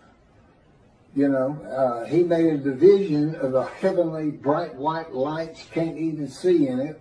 That he kind of shows me in visions when we're dealing with David in the temple. It's not the same temple that's on the ground here. It's different, but still the temple, still got the walls running. There's a lot of similarities, but in one vast room, it's that bright white light. And in the other is the king's throne and water coming out and flowing down the steps out front. And so here he is in a future time. See, the time is coming in the future. In the year, he didn't say in the year 2020 or anything like that. But again, he knew exactly what was going to do that. He knew to come to me in 1957 or select me when the first satellite was launched into the air by Russia, Sputnik. And he said that's when he touched my arm and disfigured me. He really won't. You say, well, how can you not trust him or not believe him or this or that? Because I'm in the fire of refinement. Lying to me is just part of it. And he finds it so humorous to make me think I'm coming out of this thing. And I thought it 11 years ago. I thought we were done with all the pain and shenanigans and adventures with Christianity. So Christianity knows you're here. I said, now who's you? You're the man Jesus claimed to be. Isn't that funny? Jesus says in the New Testament to his people, to his 12 at least, do not listen to those who come in my name. It's kind of funny because if he comes, he said, I'm Jesus, then I'm supposed to listen to him. But the fact is, he came in my name. He came as a teacher of righteousness. He came as the man of Isaiah 53. He came in my name, and that's given me all kinds of trouble to get this thing going, to do what I have to do for God, to keep utter destruction from Israel, and to save the Jewish people. I've got these Christians who believe in human sacrifice. I got these rabbis who believe a man of 100 years is suddenly going to be thought a child, and every single human being, every Chinese, every Korean, every Eskimo, every one of them suddenly are going to go, the Jews have been right all along. We need to exalt them. Let's take our stuff and give it to them and till their land for them. And look, there's no pain anymore. It's like I died. The Messianic era is a heaven on earth. Just for the antiquity believed in and a resurrection. So I got to deal with that.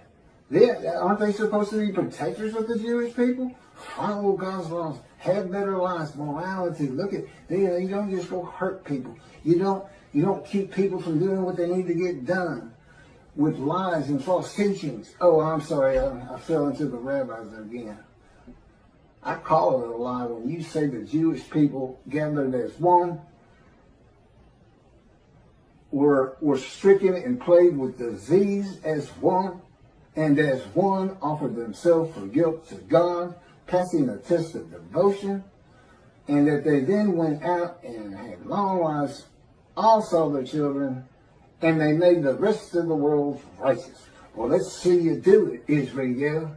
Hey, rabbis, Tobias Singer, Michael Skolback, all you people who preach Israel as the man, the Jewish people,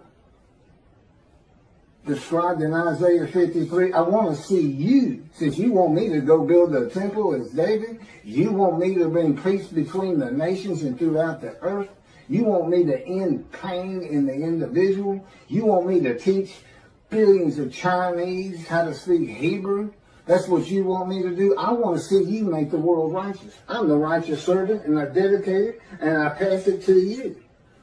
Now you like that? I'm not going to let you stop me, and guess what? I got somebody behind me that you don't want to contest or contend with. Because people throughout this land are going to hear this very speech about you and Jews for Judaism and Outreach Judaism, your 900-page book, which I shudder to even think about opening personally because of your midrash on Isaiah 53, which you had posted on your Facebook notes, and I was one of your friends, and you said in it, share this with everybody. You gave me the right to use it as long as I don't slander you, perjure you, and guess what? God had me type in Isaiah 53 in the day of the Lord, which will become a bestseller someday. A big part of your midrash on the human sacrifice of the blemished rams by Hitler, which shows that Isaiah 53 describes the Jewish people, 6 million of them. Well, that's all I have on the day of the Lord, and doing my job of bringing the wrath and bringing the reckoning.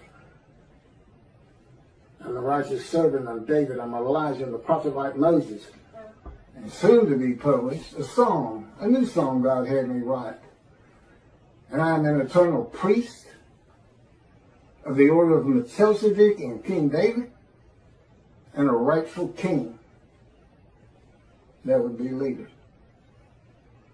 It's the same song David used. It's scripture. When David wrote it, God told him, David, write this down, a Psalm of David. My Lord said to his Lord, And there we go again with Christians. They say that if it's the Lord and he's talking to the Lord, that's God of the Trinity talking to Jesus. What's the problem? One of them's capitalized and one's not. What was the other big reason? Well, just read it. It's a song about him. It's written by somebody who works for King David, a servant of something in the kingdom. He's writing of him when you read it, because he would be Lord to this man. He's a lowly servant. Yes, Lord. You know, he's a king. That's what you say. It's not Jesus. It's not meant to be Jesus. It's not a, what do they call it? Epiphany of Jesus? I don't know what it is. God wrote stories that have meaning that's just not right there until you know the story of Jesus.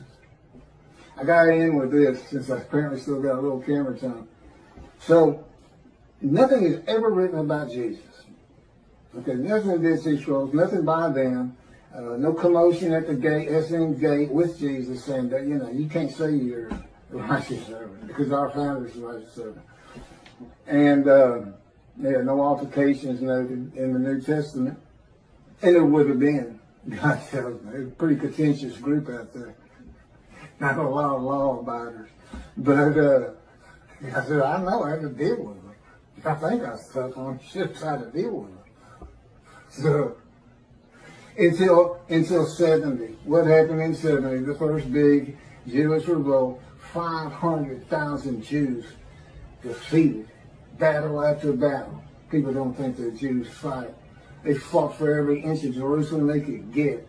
And then there was another revolt, and then another revolt. And they finally, it's like being in God's fire refinement. They were in the Roman fire refinement. They said, okay, that's it, let's get out of here. Thanks for the land, God, we gotta go.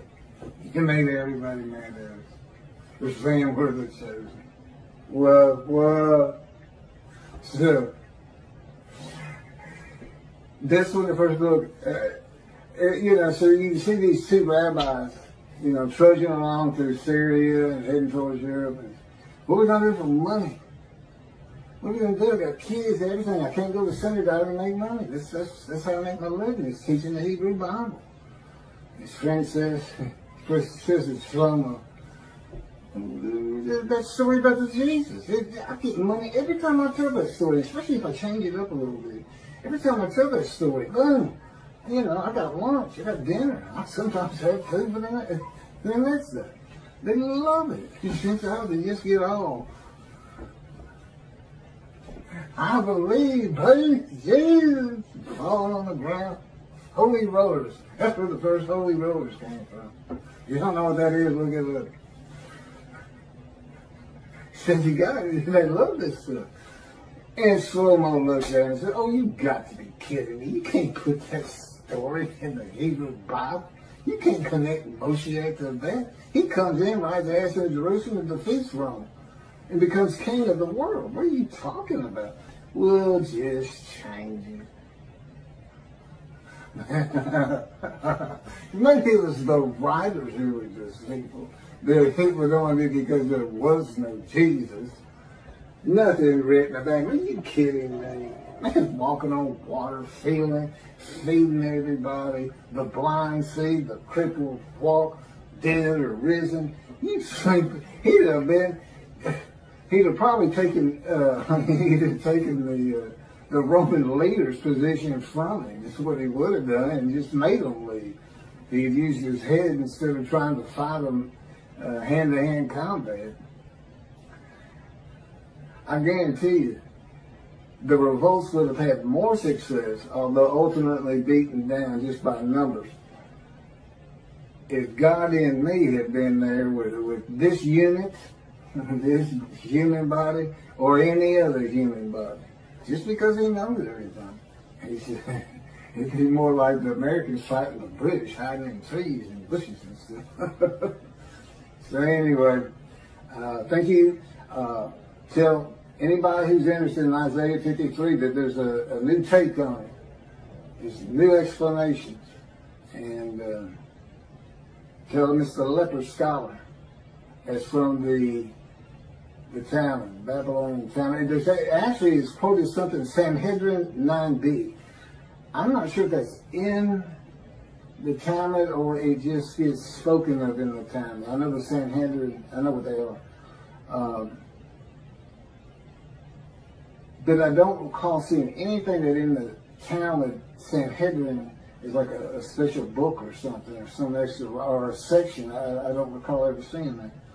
And again, this is where, God, I'm still a human.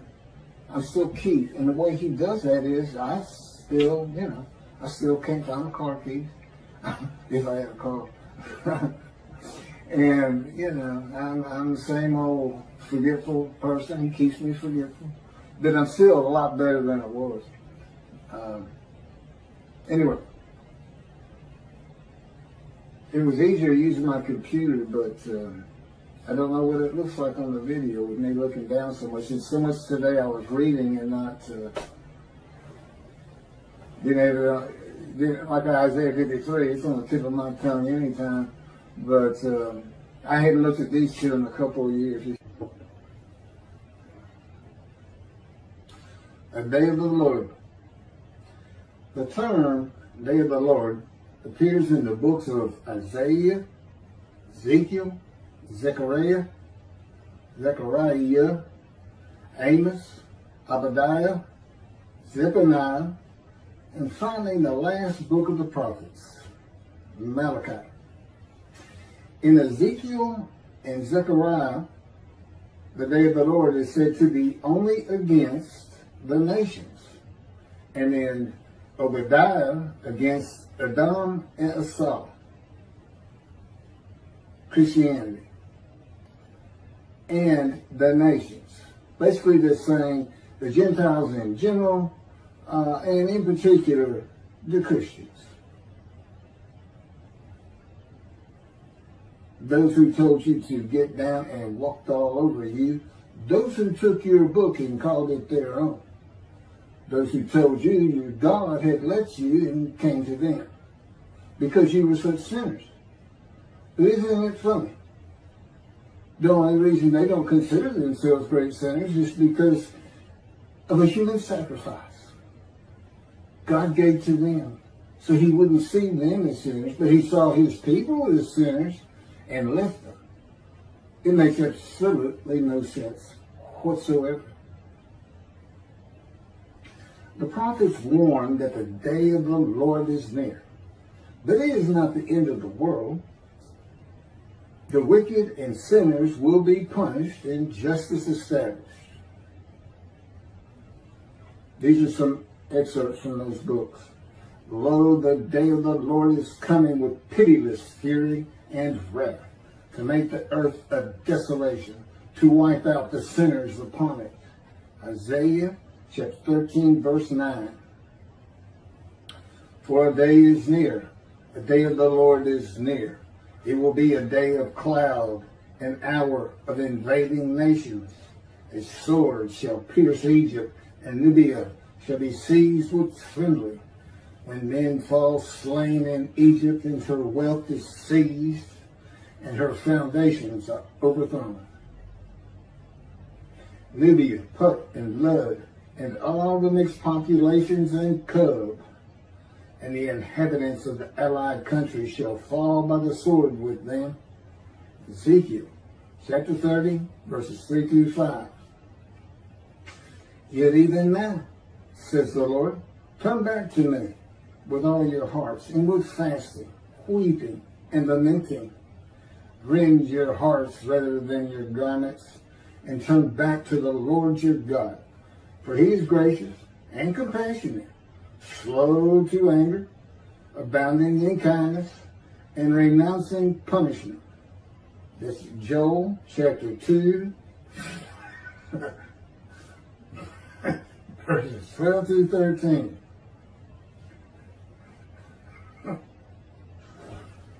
But everyone who invokes the name of the Lord shall escape.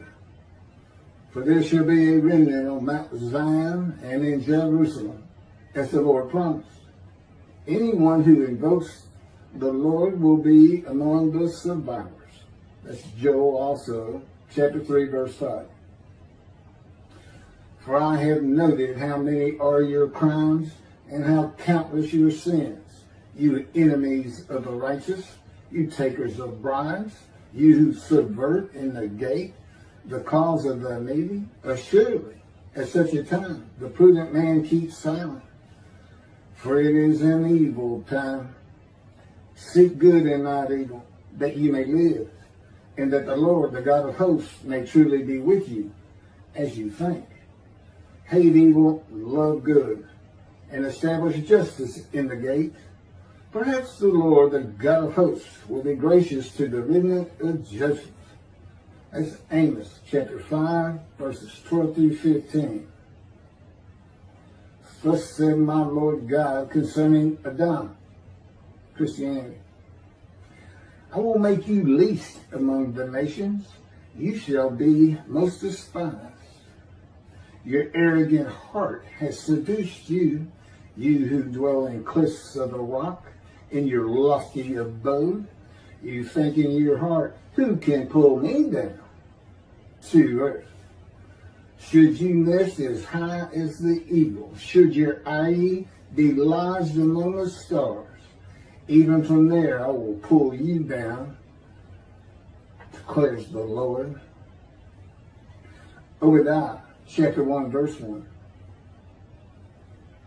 And I will bring distress upon them, that they shall walk like blind men, because they have sinned against the Lord.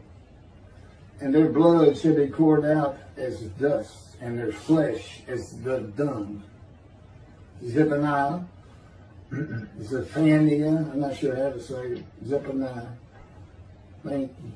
Chapter 1, verse 14 through 18. As for those peoples that warred against Jerusalem, the Lord will smite them with this plague. Their flesh shall rot away while they stand on their feet. Their eyes shall rot away in their sockets, and their tongues shall rot away in their mouths. Etc. It goes on quite a ways. As Zechariah, chapter 14, verses 12 through 17. Just on the side, just because we were cutting up and being funny, myself in the spirit of the Holy God, who is a person. We couldn't put these videos on if it hadn't been for the coronavirus. It was my stimulus check, the relief check, because of the virus and the need for everybody and stimulate the economy. That's how I got this camera and a little light and this big TV behind me. In the spirit, ask God. We asked him. I said, you didn't have anything to do with this plague, did you? So that we could get this stuff? He said, of course not. We looked at each other and said, we wouldn't put it past you. In any event, we laughed for an hour over there. Malachi 3 brings a new concept to the day of the Lord. It is God's final word on the day that he is preparing, where a scroll of remembrance will be written at his behest concerning those who revere the Lord and sing his name. That would include heed the Lord. He does not address the nations, but only Israel and its people. It is written for the return of the Roman dispersal. And why do we say that? It's because of the new covenant. See, a time is coming. That is for the day of the Lord.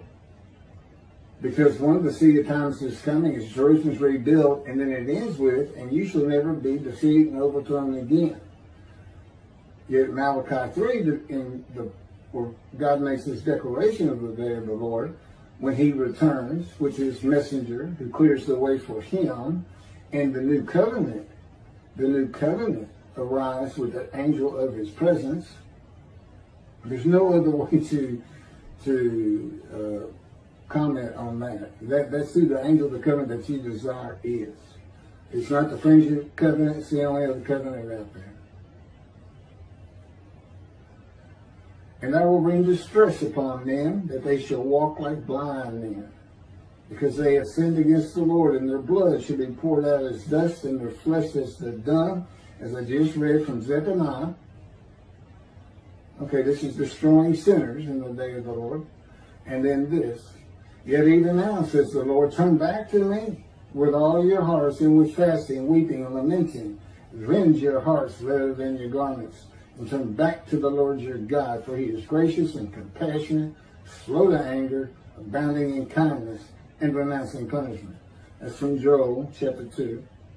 Okay, these are examples of writing for the people of antiquity. In the dark ages, that is prophecy, but has nothing to do with the day of the Lord and God's final words on the subject for a time to come, as announced in Jeremiah 31 of the New Covenant. In the day of the Lord, he comes with his messenger and the angel of the New Covenant of sin forgiveness, not to destroy sinners or require their repentance, which I hear all the time. He'll come when we get all the juices of sinning, and to be observant to the degree that we as human beings are capable. That would be from Jews for Judaism. And see, they rely, their interpretation of Isaiah 53 is the people Israel, the Jewish people as Israel, is based on the Messianic era occurring. You throw that out, and he's got nothing to back up that Israel fits all 12 verses.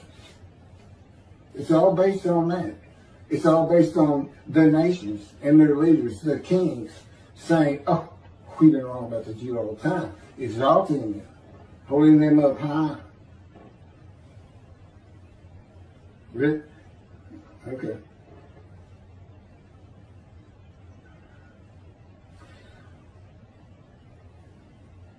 Not to destroy sinners will require their repentance, but to forgive them and give them another chance. He also amends the first covenant to be mindful of the teaching of my servant Moses, whom I charged at Orah with laws and rules for all of Israel, rather than strict compliance. And this is how Malachi starts again. Behold, I am sending my messenger to clear the way before me. And the Lord whom you seek shall come to his temple suddenly. As for the angel of the covenant that you desire, he is already coming. It's Malachi chapter 3, verse 1. And keep that in mind, because Jesus Christ uses that verse that I just read, Malachi 3 and 1, to describe John the Baptist, his cousin, as Elijah. But there's some interesting twists to it. The angel of his presence brings the new covenant of Jeremiah 31.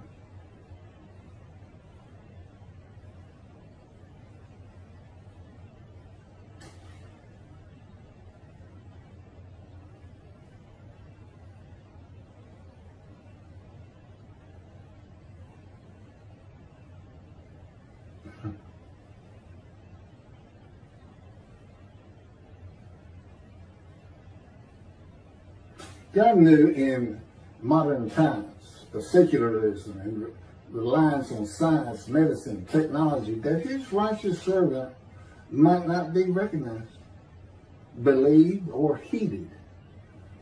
The utter destruction of, I think it's verse 24, I think, maybe 23 and 24, is simply on its way of chapter 3 Malachi.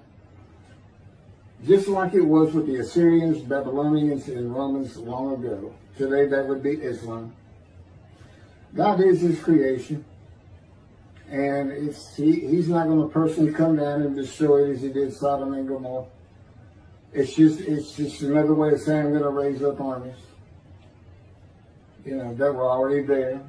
The Jewish people didn't heed his prophets and they were destroyed.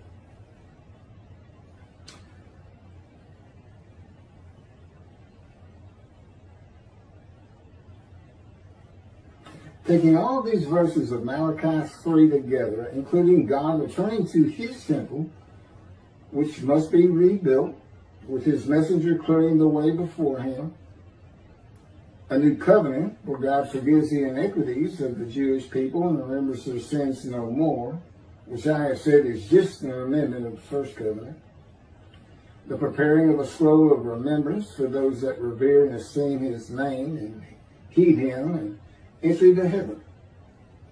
And being mindful of his teachings and laws as observant Jews rather than strict compliance. The concept of the day of the Lord by all previous prophets is changed. The utter destruction prophesied, save for a surviving remnant, is alleviated. There is no mention of the destruction of the nations. It is implied that there will be destruction in the land of Israel, though not necessarily utter destruction. It's the way he phrases it. If you don't do this when I come, it is with utter destruction. Well, does that mean when he comes there's going to be destruction? But it's only utter if his prophet is not successful? Elijah in this case, who has the same purpose as the righteous servant.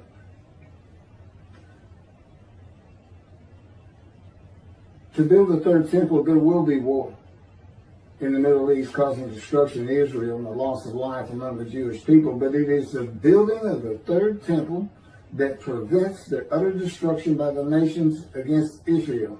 And this goes hand in hand with when you rebuild Jerusalem. See, the time is coming. I'm coming back. I have the covenant of friendship with Moshiach, my servant David the shepherd. I'm going to place my sanctuary amongst you, and you shall never be defeated and dispersed again. He has to come back. I mean, you said, when you get Jerusalem rebuilt, I'll come back.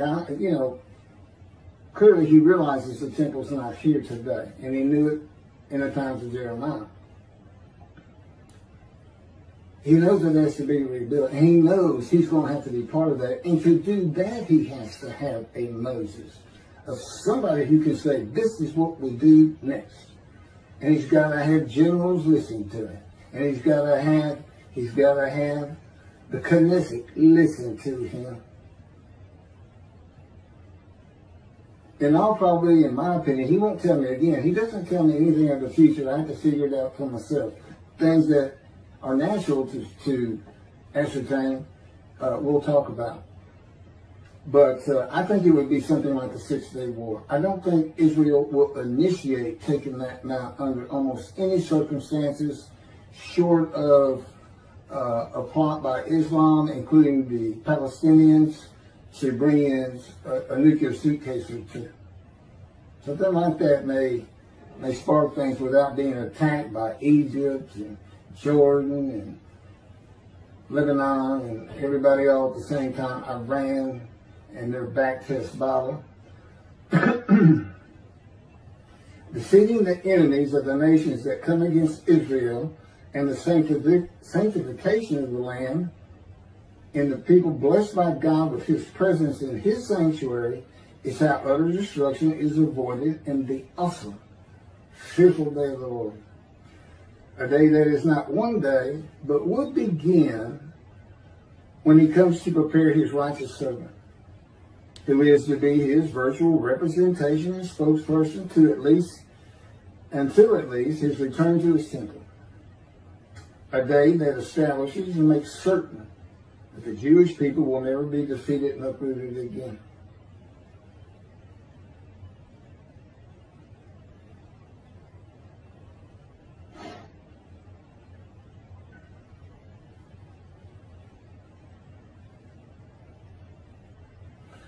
The Lord's way is cleared only if his righteous servant, who is Elijah, the shepherd David, the prophet like Moses, and of course the righteous servant. One description, 4 men. He can handle it all. But the way's not going to be cleared if the verses are being shunned, despised, thought to be afflicted by God, by the Jewish people. We're not going to get there. But I believe that changes based on the later verses. Observe it and set your light. Accepted as the shepherd David, a leader to tend the flock and be a ruler among them. Not as a king with a kingdom.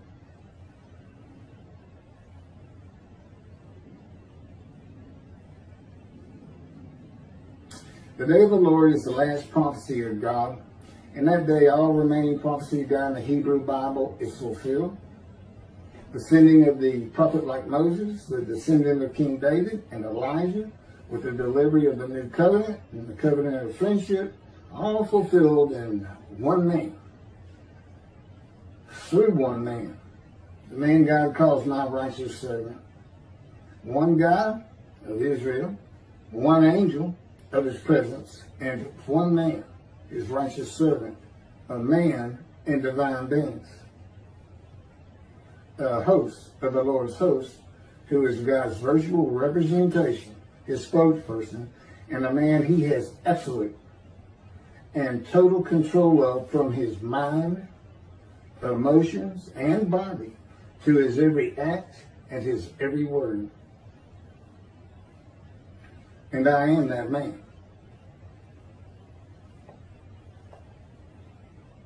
It's not something you say lightly, I can promise you.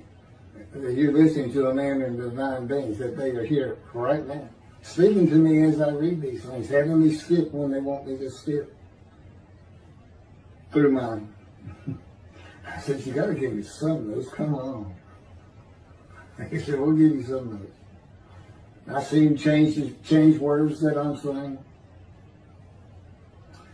Back to this Malachi 3:1 and John the Baptist as Elijah. First and foremost, historically it cannot be him. Because when he comes, that would be when Jerusalem's rebuilt, because he's in Malachi 3. And that, of course, is the verse Jesus uses. Okay, but let's just say, let's go back to his time. Number one, the temple was there. I don't know what he was clearing the way for. And God had been coming with the covenant of friendship to place his sanctuary there. I don't know why he put that in a covenant. But the most important part is it says when Jerusalem's rebuilt, which of course was already there, but when it's rebuilt, the Jewish people will never be defeated and dispersed again. Well, 40 years after the death of Jesus in 70 Common Era, the Jewish people had their first of three great revolts against Rome. They were decimated. Over 50,000 lost by some accounts. And eventually, defeated and dispersed from Rome, with the temple being burned to the ground during the first revolt. There was two more revolts actually after that. And Elijah, of course, he died long before Jesus did, had his head cut off, put it on a platter. And his people came to Jesus, John, your cousin. Well, they didn't say your cousin, John the Baptist. He wants to know, are you who you say you are? As in, I'm in bad trouble. How did you help? And Jesus' answer is, go tell him the blind see, the crippled walk. He didn't go ahead. He said, go tell John that. Quite the character. But it just gets better. Why is he saying John the Baptist Elijah? You think he doesn't know about the book, the scroll of Jeremiah? Never be defeated again. This is the man who said all the prophets said of him, he'll ride an ass into Jerusalem and be executed. But the only prophet who even talks about it is Zechariah chapter 9, verses 9 and 10. Verse 9, the Moshiach shall ride an ass in Jerusalem. Verse 10, and defeat them, and call on all the nations to surrender, become king of all, which I suppose would be the Middle East. Well, he just changed it. He just flat out lied. Yeah. And he let his cousin get his head chopped off. Lazarus had to lay dead for an extra day because he was late. Get him there. I don't know. But here's the problem. I don't have it in front of me. Guys kind of surprised me with this, but I know it well. Malachi 3, verse 1, the end of it is, and the angel of the covenant that you desire is already on the way. Guess what Jesus left out? There's no mention of the angel of the covenant that you desire. It's intentionally left out. It is a deception of no small means. He left it out. And why? He can't put it in. Well, Jesus, what's the covenant? Sin forgiveness, written of all the Jewish people. He can't put it in, so he left it out. But he had to, but he had, at calling himself the Lord, he had to have someone clearing the way from him, and he couldn't get around that part of Malachi 3. God says, I'm coming. And I'm sending my messenger before me to clear the way before me. It doesn't say to build the temple, but God says, and then I shall return to my temple suddenly. So I believe that's the best way to interpret that. Just left it out. Well, anyway, I think that's a good elaboration on the Lord, the day of the Lord. You know, those early books before Malachi, they for the people of antiquity. It's to scare them into stop sinning. It's just to scare them. You know, God's not going to come down here and kill every sinner. He'd obliterate the planet. And in Malachi, he's coming with sin forgiveness. You know, I'm making a scroll of remembrance. You'll find out this sort of heaven that I'm building just for you, creating just for you, my Jewish people. I mean, it's so far removed from the concept of a day of the Lord that you just kind of perk up. It's because why? It's see a time is coming. It's a prophetic day of the Lord, so to speak. It's not one that is imminent. It's around the corner.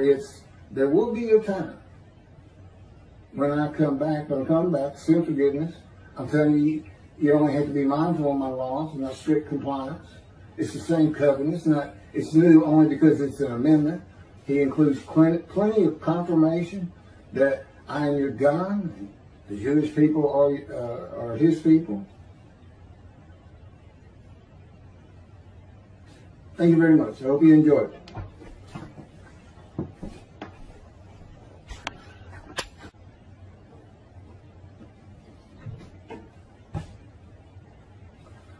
The leper scholar versus Israel in Isaiah 53, a guilt offering. What is the Messiah's name? The rabbis said his name is the leper scholar, as it is written. Surely he hath borne our griefs and carried our sorrows, yet we did esteem him a leper, smitten of God and afflicted. And that's from the Sanhedrin 98, small case B. The belief that Isaiah 53 describes the Jewish people as the man Israel, that is often attributed to Rashi, is now the prevalent teaching on the subject. Rabbi Singer of Outreach Judaism is one of the most followed on the internet in his analysis of Isaiah 53 being Israel. His analysis is very similar to Christians in that he believes the animal atonement and worship laws of the Torah are to be applied to a man, to men actually, and women and children of the Holocaust. The Christians call Jesus the unblemished Lamb of God.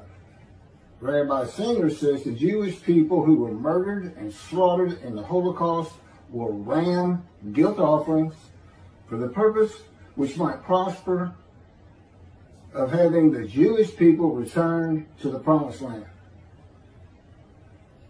That would be God's purpose that might prosper in chapter 53.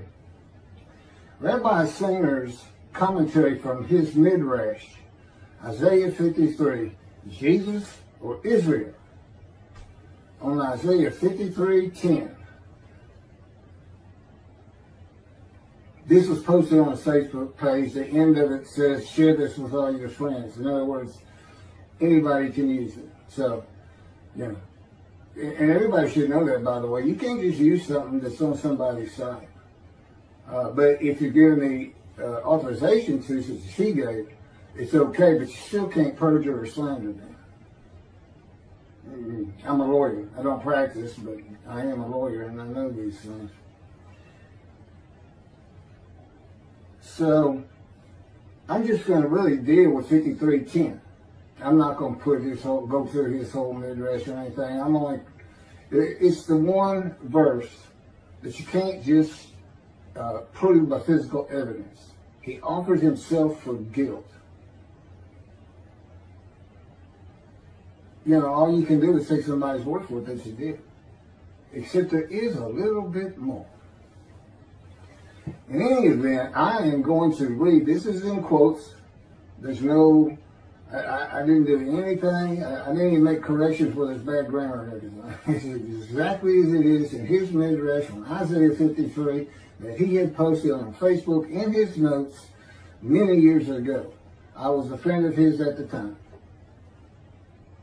So I'm sharing it. I'm sharing his 53:10, but I'm going to give my commentary on it, contrasting it with his commentary and the problems I see with that, which is not an unusual thing the Jews have always done, but in particular in the times of the Talmud, Rashi, Ramban, they were always writing about each other and what that person thought and this and that. So I'm going to read everything because it's in quotes, and I don't want someone say I misquoted something, because I'm not. So he starts out and he quotes himself, 53:10.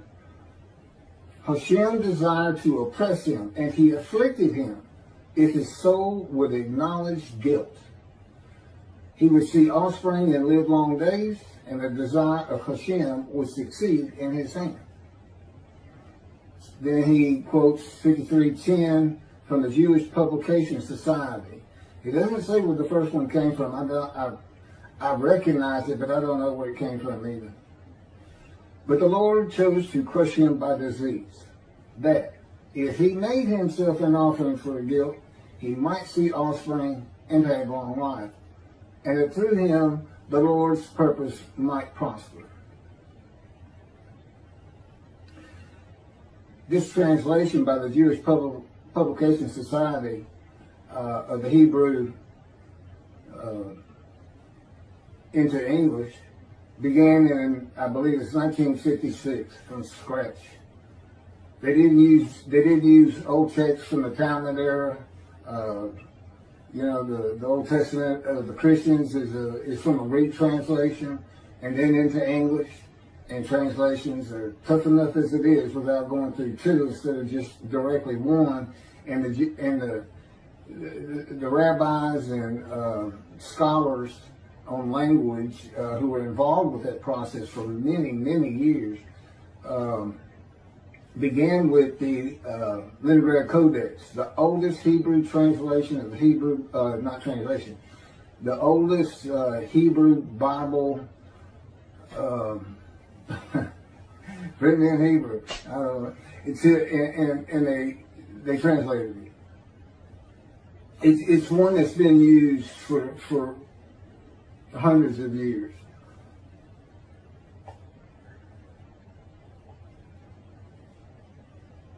So then, after giving these two verses of 53:10 from different sources, here's what he has to say. Not only are we stuck with the same God punishment, God situation here, as we were before, this one is even more perplexing. Yeshua was supposed to be the sinless, unblemished lamb that died for your sins on the cross, and yet it states right here that if he would have acknowledged his guilt, he would see offspring and live long days. The JPS, Jewish Publication Society, rendering gives a little different twist to an already sticky situation. It says, parentheses, if this were referring to Yeshua, close frame, that the Lord chose to crush him by disease. I don't know if you can classify a cross as a disease or not, but I don't think hanging and being crushed are the same thing either. In fact, according to John's gospel, not a single bone of Yeshua's body was broken. Of course, this was stated so he could be equated with the Passover lamb, and John is the only one that compares Yeshua to the Passover lamb. But how could this be speaking about eternal Israel? Very easily. The offering of guilt in this verse is actually, literally translated as guilt offering. The significance between the guilt offering and the Holocaust is so astounding, even as grotesque of a thought as it is, I could not overlook it. A guilt offering is defined in Leviticus chapter 7 and goes something like this. The guilt offering is a fire offering in which all the parts are to go up in smoke, and the hide belongs to the one making the offering.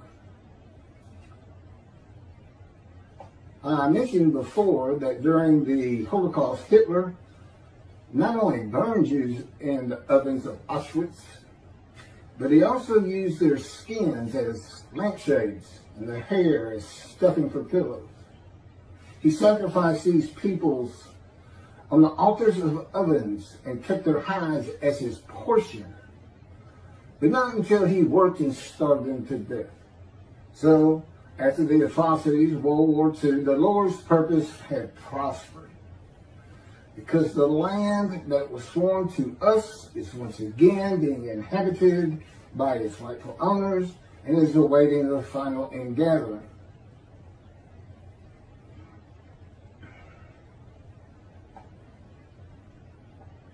The guilt offering, that's it for the quotes. That's his commentary on verse 10. A guilt offering is a sacrifice made for unintentional transgressions. It was distinct from the biblical sin offering. The transgressor furnished an unblemished ram for sacrifice at the temple in Jerusalem, as well as in cases of sins against holy idols, theft, commission of fraud, or false oaths, with monetary compensation to the victims for their loss, plus a markup of 20% of the value to cover the priest's earnings. This is a guilt offering. An offering for guilt, translated by the JPS, says he offered, God chose to crush him with disease so that he would offer himself for guilt. That's the literal translation. The literal translated is he offered himself for guilt. Doesn't say anything about a guilt offering. Doesn't say he became a guilt offering. And God took his life. Doesn't say anything like that.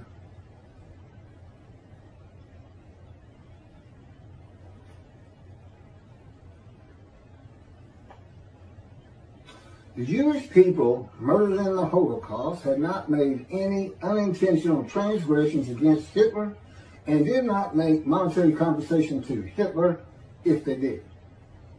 It is the people Israel that makes themselves an offering for guilt, and Rabbi Singer's analysis, though he seems to be saying Hitler made a guilt offering to God of blemished rams. And these aren't this isn't the unblemished Lamb of God. The unblemished rams of God for guilt offering sacrifices. These were all just regular people. Everybody has some sins in their life. So they technically, if this is what happened, I really can't figure out what he's done here. But I do my best. I try to keep an open mind. But you can't offer an animal in any of the offerings that's blemished, defective, sick, diseased. You can't offer them. God won't accept them. And human beings are not a part of an animal sacrificial and atonement System of learning. Learning what sin is. Learning, it can cost you. You might have to give up your prized animal if you want to be forgiven by God. And it teaches you how to cook your food. It's a system he did away with through his prophets. Isaiah chapter 1, Amos, Psalms. He told the Jewish people, not only did he say, do not sacrifice your children, which they were doing to the fire god all too often, but he told them, I no longer want your animals. Stop sinning is what it all boils down to. And this is even picked up in the book of Hebrews of the Christians. Basically, Jesus said, God no longer wants bulls and goats for sin. He has prepared my body for sacrifice for sins. The final sacrifice. His body prepared by God. I don't believe that any more than I believe God would accept a blemished Lamb of God. Because, and I've already shown the videos, you cannot deceive it. It's written in the scripture how he manipulated and lied and changed verses. He's a liar and a deceiver. He's a false prophet. He prophesied 5 times of his return and he never did it. And he even said it's going to be quick, it's going to be quickly, it's going to be quickly. That's been over 2,000 years. But basically, it was his generation. When he was born, everybody alive at that moment is his generation. When they're all dead, his generation's over. They're all dead. He said, high priest, you shall see me return. Sounds kind of vengeful, kind of like the movies you see with the fellow getting ready to be electrocuted and tells the one, I'm coming back. Harsher. You, the people of Caesarea, there are those amongst you who will see me return. No, they didn't. You, members of my 12, there are those amongst you who will be alive when I return. No, they didn't. My favorite, book of Revelation. The great story of destruction of all things, and Jesus comes, and the Jews that don't believe in him are not only killed, they're put in hell. Judaism doesn't even believe in a hell. If they don't believe in Jesus, well, why would you believe a liar, a deceiver, in a book of lies and deceit? People who believe in human sacrifice, being healed by the blood of the death of another. Do they not want to be responsible for their own actions as it is? It's a sick, sick religion. And if you knew God as I knew God, you would know how repulsed he is at the thought that he would offer a human sacrifice to anyone, much less the Gentiles. He doesn't give any. You sacrifice to the gods the man is dead to receive favor. What favor did the Gentiles give God? With their presence in heaven? The continued sinning? I've been told Jesus won't just forgive your sins if you accept him. He's going to forgive all the sins you make the rest of your life. Because he already knows you're going to do it. So he's forgiven it.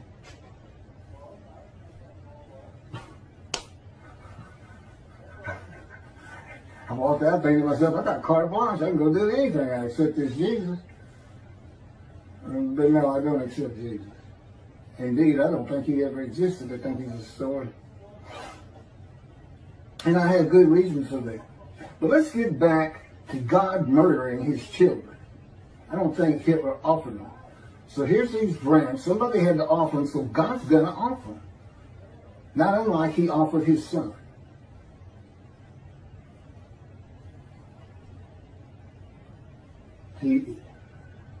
There's no explaining.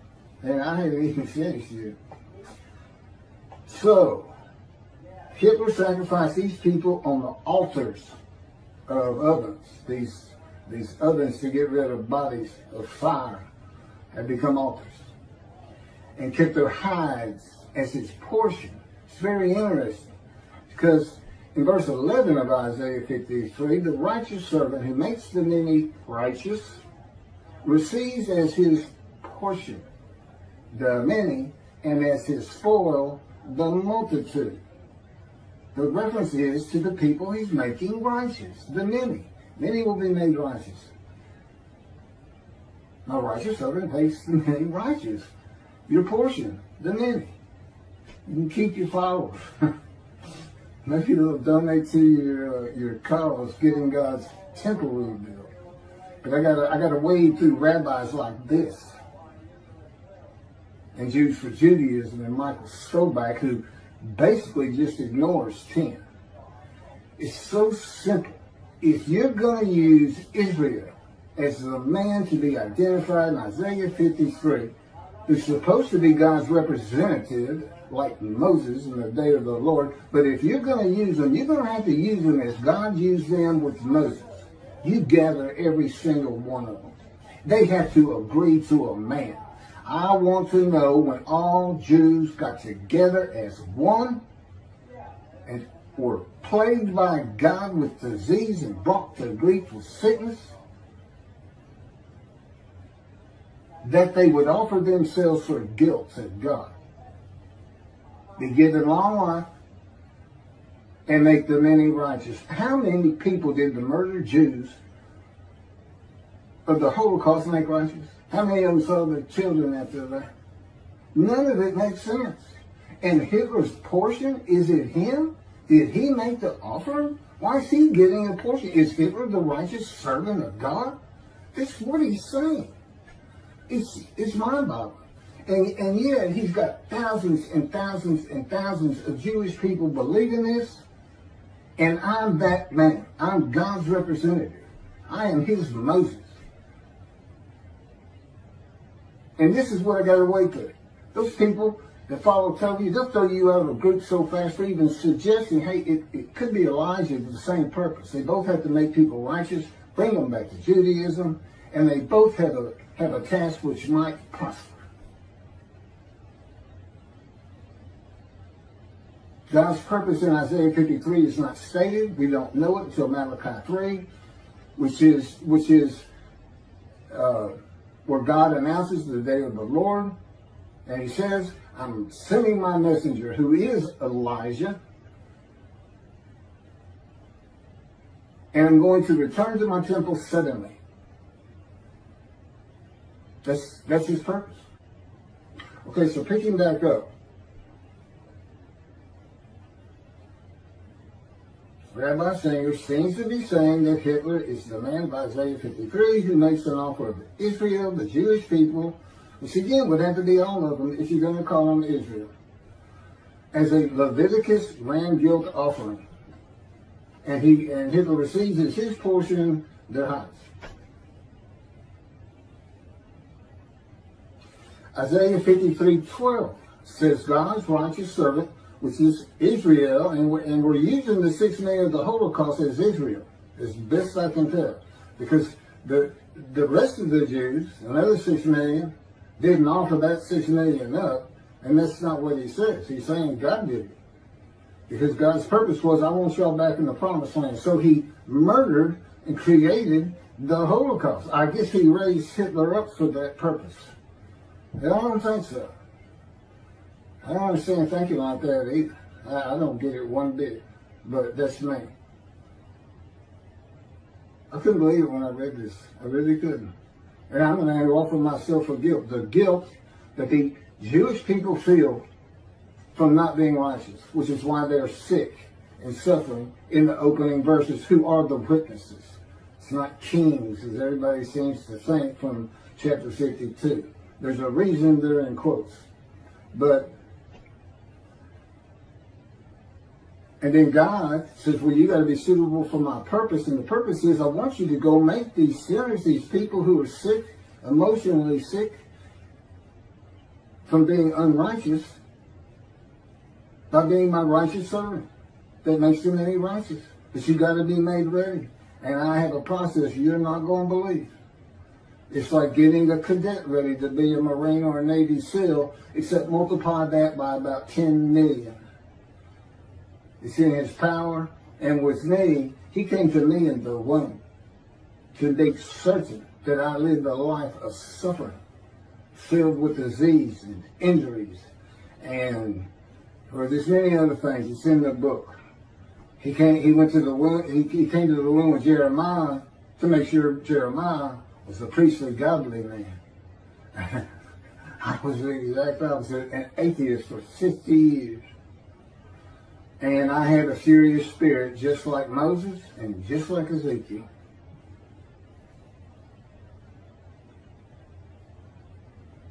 So, verse 12 of chapter 53 of Isaiah says, God's righteous servant is exposed to death. He is exposed to death by disease, from an affliction by God. God chose to crush him with disease. Then he says, well, I'm gonna reward him because he was exposed to death. It's a disease, it's a sickness that can kill you. With me, it was cancer. There's other diseases that can kill you. Skin cancer, colon cancer, lung cancer, untreatable lung cancer. And here is my proof that I offered myself for guilt. I said early on, there's no physical proof, but there's some indirect proof. I was told I had no more than a month or so to live, to be prepared to die, based on pictures of my lungs, each one. Doctor said, you see those? This is after colon cancer and chemotherapy for colon cancer. That should have killed me. And he said, you see all those white spots all over your lungs? He says, every one of them is cancer. It's growing cancer. It's too advanced to even treat. You should have come in earlier on the colon cancer. So everybody get checked if you think you might have a problem, or when they say you should go get checked. And he said, this spread quite a while back. I don't know why they hadn't already picked it up. They didn't pick it up until after the colon chemo. And I haven't seen a doctor since that day. Just walked out there, trying to die. Quit work. Just walking every day. I get stunned. It's just hard to say. In many ways, I guess I was in denial. They said that's part of it. I didn't even think I was really going to die. And, for the most part. And that was when the planes hit New York. That's 20 years ago. When I was 50, about 7 to 8 years after that, with the doctors, is when God first spoke to me. And again, I had been an atheist for 50 years. I knew nothing. And one of the first things we did that week, he said, let's go to the bookstore. You need to buy a Tanakh. My response was, what's a Tanakh? I didn't know anything. I had kept away from religious people. And basically, he was with me. He made sure I did. He orchestrated many things in my life. Early on, he took me on visions, 1, 2, 3 a week, as part of the teaching and just starting out the preparation process before the pain started getting really bad, which has been up every year since. This is year 13 since he spoke to me. But as you can see, he was starting to make a little headway. 5 years teaching me, 5 years writing blogs are the chapters of my book, Isaiah 53 and the Day of the Lord, which is dictated to me by God, just as the life of the righteous servant of Isaiah 53. That's my life. And he dictated it. God is my ghostwriter. They're very interesting. And that's how I know all these things that all the great rabbis and the rabbis today didn't know about. That's my proof. Look at the proofs that Moses gave to the Israelites so they would believe that God had really sent him to have them released and brought back to the promised land. It's in the Torah. Moses says, who am I? I did the same thing. Picking back up with this, I'm getting there to the end of it. So, exposure to death, that's not dying. The righteous of Israel does not die from the sickness they are given. Now, I don't know in the Holocaust when they were plagued with disease, if everybody had to be plagued before they were gassed and shot. I think the answer is no. I mean, and then to go out and teach this no longer fits Isaiah 53. The man of the moon obstructs God. Because this is God's representative in the day of the Lord, and it is so easy to find. Jeremiah, see a time is coming, the land blooms again. See it's after desolations. Go look at Isaiah 61. He talks about, he's not talking about the exiles, he's talking about the Russian dispersal in that chapter, the ruined cities and everything being restored. That's today. The temple era exiles that returned didn't do anything with the northern kingdom. It was inhabited by Gentiles. They didn't restore Israel. And I don't know, other than the temple, that they restored Jerusalem. But it's been restored today. See, your time is coming. I'll make a new covenant with you. So there it is, you have it. When the land blooms again, which simply put means the Jews have come back, and they're going to come back. He's just waiting. I don't think he killed 6 million people, murdering them, the most horrendous atrocity I've ever thought of. To make them come back, that's not him at all. God's like, he's like that old crusty dad that just says, I made all of this for you, this big branch. I did it all. I struggled, and I've always dreamed of you taking it all over and continuing our name. And he looks up, and his son is in a dapper suit with a suitcase and says, going to the city. And he repeats what I just said. And the son says, no, I don't really want it. No, I mean, it's a nice place, nice land. I know you like me to tend it for you and take care of it and exalt his name in doing so, making it beautiful, building him a new house if he needs one. But no, I don't go to the city now.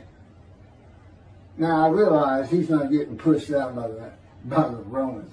But, 2,000 years went by plus, with no one really coming back to restore it. And that's how the scripture read it, and that's how he writes it. I know all the practicality, Zionism, everything else. But the fact is, they did return in 48, create Israel, and it blooms again. Jerusalem's rebuilt. Jeremiah 31, 2 times to come have been fulfilled. Okay, we have a new covenant. There's only 2 covenants unfulfilled in the Hebrew Bible. The covenant of friendship that God grants when David, Moshiach, is here, in Malachi 3, the day of the Lord. The chapter of the day of the Lord. And it's a changed day of the Lord from all the different references in 5 or 7 other books of a day of terror and destruction, of horrendous plagues, where evil is eliminated from the human race, but the good stay. Okay, well, that's never going to happen.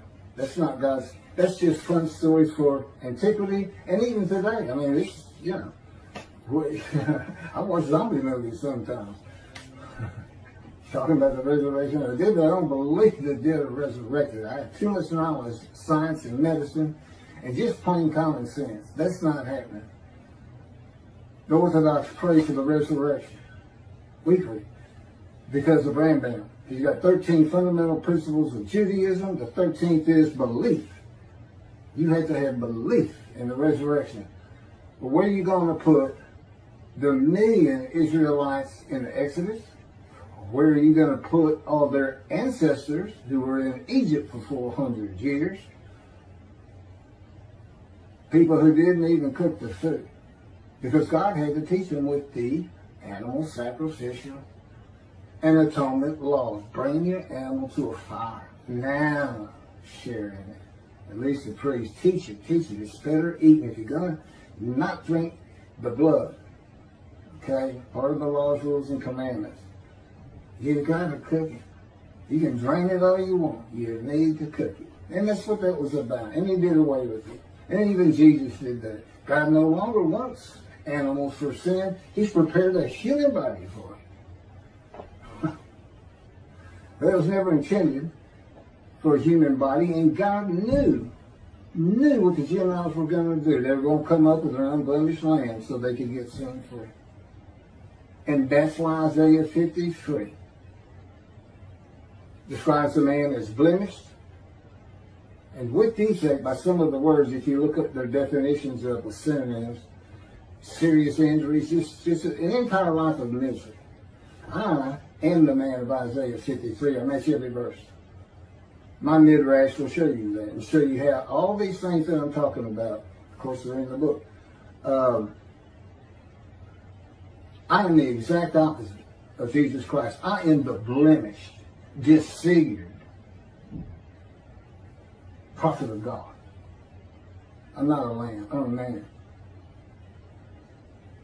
I can't be used for the human sacrifice system if anybody's thinking about it.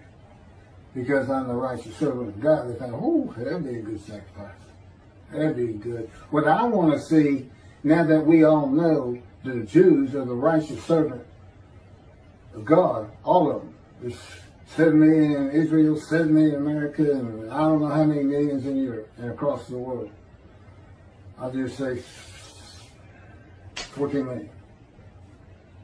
When are they going to make the world righteous? They say they're the righteous servant. When have they made the many righteous and a multitude as one man, Israel? It's so far from fitting. It's just as far as Jesus Christ said it. They have taken this concept, him and Jews for Judaism, Michael Sobach and his cohorts have taken this concept and this idea, and they can't back it up one bit, and yet they have convinced, because of their unique personalities, very, very jovial, very nice to listen to, very intelligent,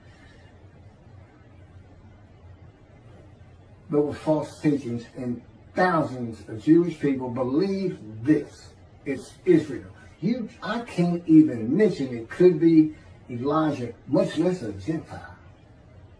But that is exactly what God did so he could have his vengeance and vindication against Christianity by saying, you know what? My Isaiah 53 describes a Gentile. I come from Adam. I wasn't allowed to go through Adam with Moses. I come from Adam. In the Talmud, that's Christianity. Esau and Adam. I'm coming from Christianity, and he says in chapter 63, and of the peoples, that's his people, the Jewish people, none are with him. Comes with the Gentile. And it's for his vindication against the Christians because he knew what they were going to do. And Jesus is a Jew. He can't fit it. He's not from the stump of Jesse. He's from the failed ancestral tree. He can't be the man of chapter 11, the anointed, Moshiach, who is described in 53. He can't be him for so many reasons. His lies and deceits. There may be other rabbis who've seen these things, like the Zacharias riding the ass into Jerusalem, and he says, I'm going to be crucified there by the Gentiles. When you look it up, and he says, all the prophets write this of me. Well, there's 20 prophets in the Jewish Bible, and not one of them says it. What one does say is the Moshiach will ride it, ass into Jerusalem, which basically means he's going to be a humble man that doesn't have to be created by me. God's making sure Moses ended up being the most humble man on earth. And I know why. It's because of how God treats you. But I got too much of David that I had to show in the purposes that I have. My spirit is still furious. But the good thing is, I don't feel the fury inside. He can have me talk like this, like I'm furious, and I'm fine. Let's stop this. I won't even hardly remember saying any of this. It's incredible. The stories I could tell people once this gets going, just sitting around dinner, you know, for those who truly believe. And the evidence is overwhelming.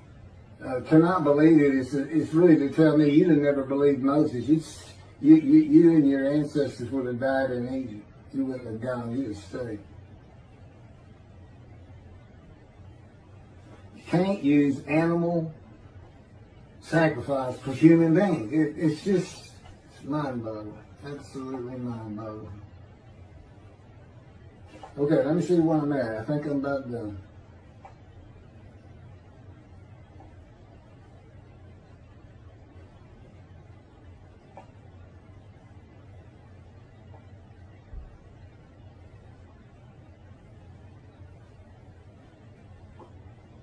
You know, when Tobias Singer says in his commentary on 10, and I had this in quotes, so I pulled it out from that. he says that this phrase, that if he made himself an offering for guilt, is interpreted by Rabbi Singer to be, quote, actually, literally translated as guilt offering. Now, he is very well known for interpreting the Bible of his own without using anybody else's translations. And his people listen to him all the time to see what the translations should be and how maybe the Christian Bible got things wrong, or even the Hebrew Bible.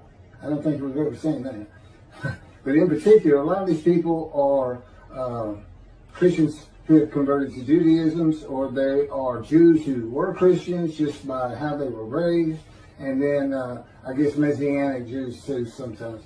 But they look to him for translations, and look what the words he uses. Talk about deceptive. Actually, literally translated as guilt offering. The JPS, a panel of men who worked their lives at interpretation of translations, they didn't come up with that.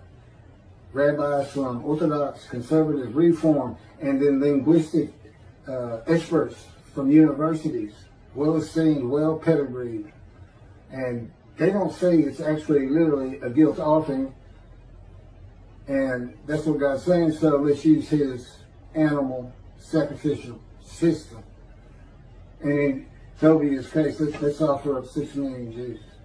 You see, none of that works, and Hitler doesn't, none of it works. So what he's really saying is God just murdered 6 million Jews to scare them all back to the promised land. That's all he's really saying. Does anybody think God did that? I don't. I don't.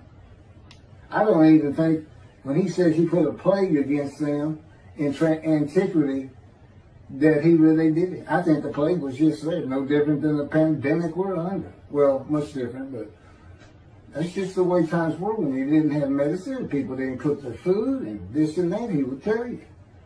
He said that I took credit for him to scare them. I had to scare these people to death. You know, so it goes up to Moses. Moses, you go talk to them and come tell us what he said. We're all going to die. You know, you feared God. But not today. Even Judaism is starting to get into the Christian thing of God wants a personal relationship with you. Well, you better go back to the mountain if you think that's true. That's not who he is. You're starting to associate him as a human being. That you want a relationship. That doesn't mean he does. That doesn't mean he doesn't want to do the things he says he's going to do for his creation. He's got a different perspective. He's not human. He is an entity, a being in existence that does have emotions, but he's got absolute knowledge and absolute power. He thinks it, puts it in a vision, he wills it to be. There is a process which goes by with his elements of the unseen, primarily his power. You know, we have all this water on earth, and Moses' name was pulled from water, this and that. Do you know that there's tiny microscopic particles of water, H2O, in outer space? He drew it with his power from the far corners of the universe to his planet. He decides everything, and that's just the way it is. And he doesn't care for the fact that the rabbis have decided to stay in antiquity in the Dark Ages. And anything those people came up with which fit their world, but can't possibly fit our world, they need to change.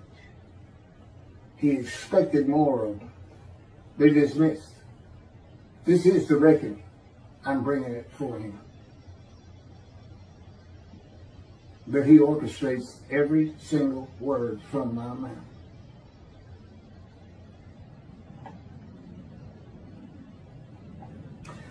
Bottom line, this is it. Let me finish up with this.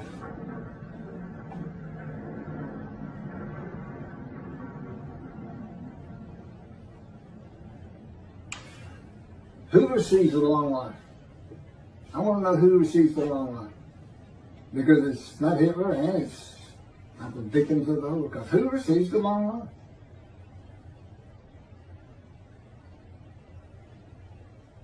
No one. Would God accept an animal sacrifice of blemished humans from the Gentile Hitler? No, he wouldn't. He wouldn't accept you in the sacrifice period. Much less ram sacrifices for guilt. For being guilty of destroying stuff, stealing stuff, theft, this and that. It's not the guilt we're talking about. That's verb and adverb, or verb and noun. This is the emotion guilt. They said they were sick. Okay, the man's called the righteous servant. What do you think happens? It's because they're sick, because they feel guilty of the sins they've made against God and in their lives and with their family. Maybe they told their family up having an affair. Anything. Those are the people who are sick, who need to understand that God does work people of little faith. That God does do what he says he's going to do, and he does it in the manner he's always done it. He selects a man. And for the day of the Lord, he described him. He knew how difficult it was going to be in this age of secularism, atheism. You know, tell me I'm an atheist. But he taught me up well. And after the 5 years of learning, the 5 years of writing, we had a little over a year to put the first book together, Isaiah 53 and the Day of the Lord. And then just recently, that was a year and a half or better ago. And then here just recently, he just all of a sudden had me write The Life of God's Righteous Servant, dictated it to me. And it didn't take 7 days to put it together, although I'm still tinkering with it, changing things, which makes me feel like I'm part of it. He does that for me. I always feel like I'm still myself, still make mistakes and errors, this and that. But when I'm dealing with his stuff, I don't ever worry about it, because I know he's doing it perfectly and perfectly as he wants it. Were the victims of the Holocaust crushed with disease? I don't think so. I've never heard such a thing. Are the 6 million murdered Jews of the Holocaust all the Jews gathered as one man? No. Did God murder 6 million Jews? No. Have the Jewish people as one man made the many and multitude righteous? No. The 6 million murdered in the Holocaust sure did. The people Israel are not God's righteous servant. The leper scholar versus Israel in Isaiah 53. Exaltation.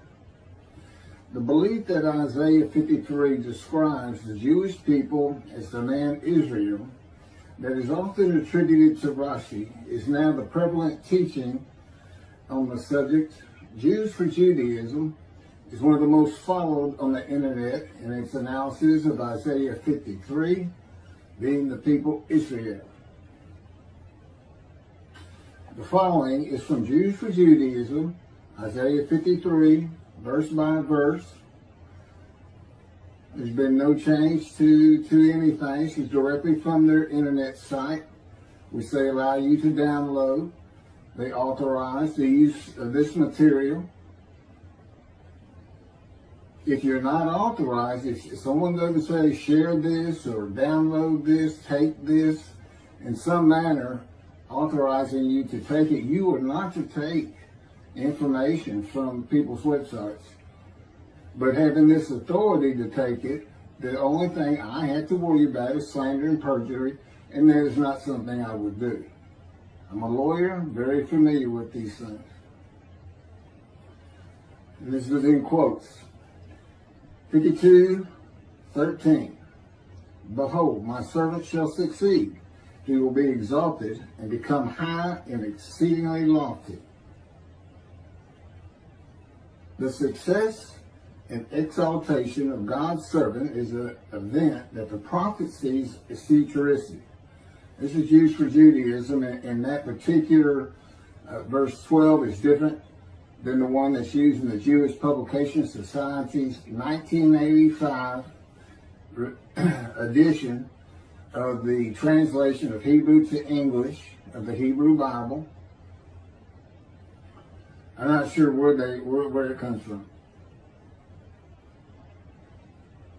Continuing on with this writing, the immediate context, chapter 52, verses 7 through 12, tells us that this is part of the blessing that Israel will experience at the time of her restoration.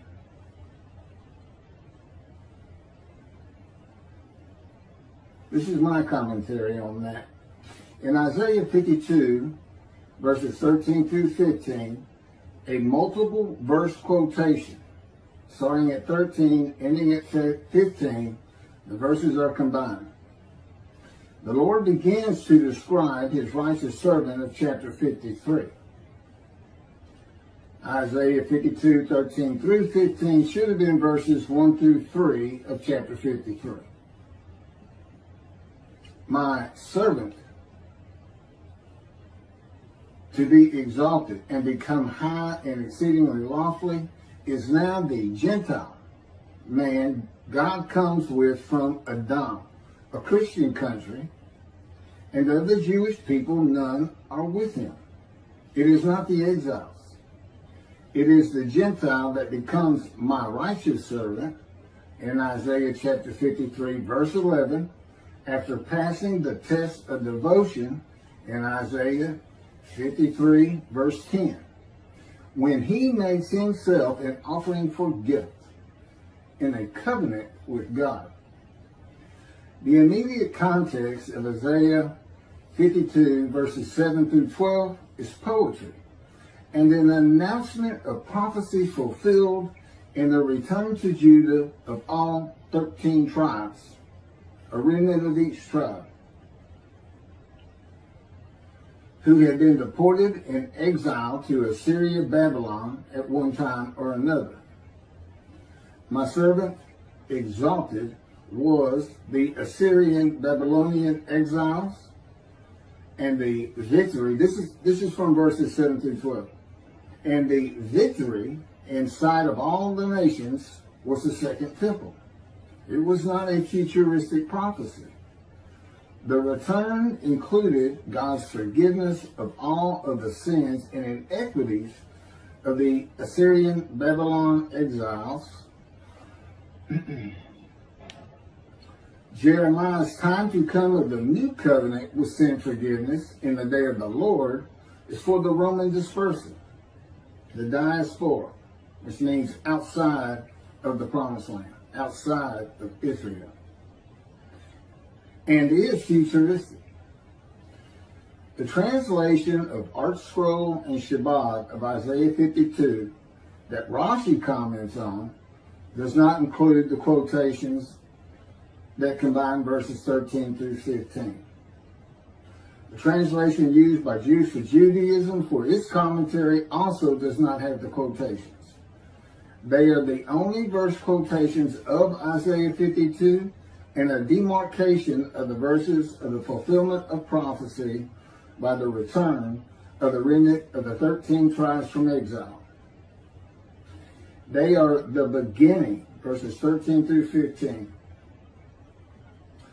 of the description of God's righteous servant of Isaiah 53 and have nothing to do with the exiles. Prophecy fulfilled. That's what chapter 52 is, and it ends in verse 12. God's servant has nothing to do with the exiles. God's servant. That's what he always calls him, my servant, my servant. And after chapter 53, he doesn't start calling him my righteous servant. That hasn't changed. After Isaiah 53, it's the only time he ever uses the term. God's righteous servant is a Gentile in the beginning. The translation of the Jewish Publication Society has the quotations. This is their rendition. Indeed, my servant shall prosper, be exalted, and raised to great heights. Verse 14, just as the many were appalled at him, so marred was his appearance, unlike that of man, his form beyond human semblance. Verse 15, just so he shall startle many nations. Kings shall be silenced because of him, for they shall see what has not been told them, shall behold what they never have heard. My servant is now the Gentile and not the exiles, who becomes my righteous servant in Isaiah 53:11, after passing the test of the devotion in Isaiah 53:10, when he makes himself an offering for guilt in a covenant with God. Isaiah 53 then begins with a new multiple verse quotation that is missing the quotes from the translation of Art Scroll, Shabbat, and Jews for Judaism. But again, they are included in the translation of the Jewish Publication Society. And what's interesting about their rendition is they started from scratch. A complete new translation begun in 1955. Involved were Orthodox rabbi, conservative, and reform, along with specialists in linguistics, professors, scholars from universities. It would look 55, and it's went to print in 85. So some 30 years of working on this language, and they use the oldest Hebrew Bible that we have, around 1100, I think it is.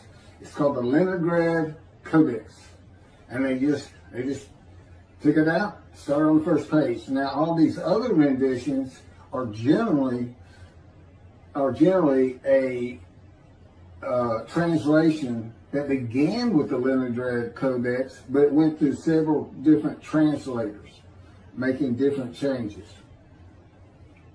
And of course, when this was done, Hebrew had been adopted by the state of Israel, I would suppose in 1948, when Israel was created after the Holocaust. So they had a good background, you know. Here's how they read. Who can believe what we have heard? Upon whom has the arm of the Lord been revealed? For he has grown by his favor, like a tree kind, like a tree trunk out of arid ground. He had no form or beauty, that we should look at him, no charm, that we should find him pleasing. He was despised, shunned by men, a man of suffering, familiar with disease, as one who hid his face from us. He was despised, we held him of no account. Yet it was our sickness that he was bearing, our suffering that he endured. We accounted him plagued, smitten, and afflicted by God. Verse 5, but he was wounded because of our sins, crushed because of our iniquities. He bore the chastisement that made us whole, and by his bruises we were healed. Verse 6, we all went astray like sheep, each going his own way, and the Lord visited upon him the guilt of all of us. Verse 10, God chose to crush him with disease, that if he would offer himself for guilt, he might receive long life and see his children. For a purpose of God that might prosper. And here they're saying the Lord visited upon him the guilt of all of us. In verse 10, God crushes him with cancer basically to make him offer himself for guilt. And he's exposed to death in verse 11 or 12. No, it's in verse 12. He's exposed to death. So this is a cancer. The Christian rendition says he's brought to grief by illness. Well, you know, if you're brought to grief and you're exposed to death, it's going to be something like cancer. The speaker is no longer God in verses 1 through 6. It's no longer God from the Isaiah 52 multiple verse quote, but is the witnesses of God's righteous servant of the Isaiah 53 multiple quote verse that follows.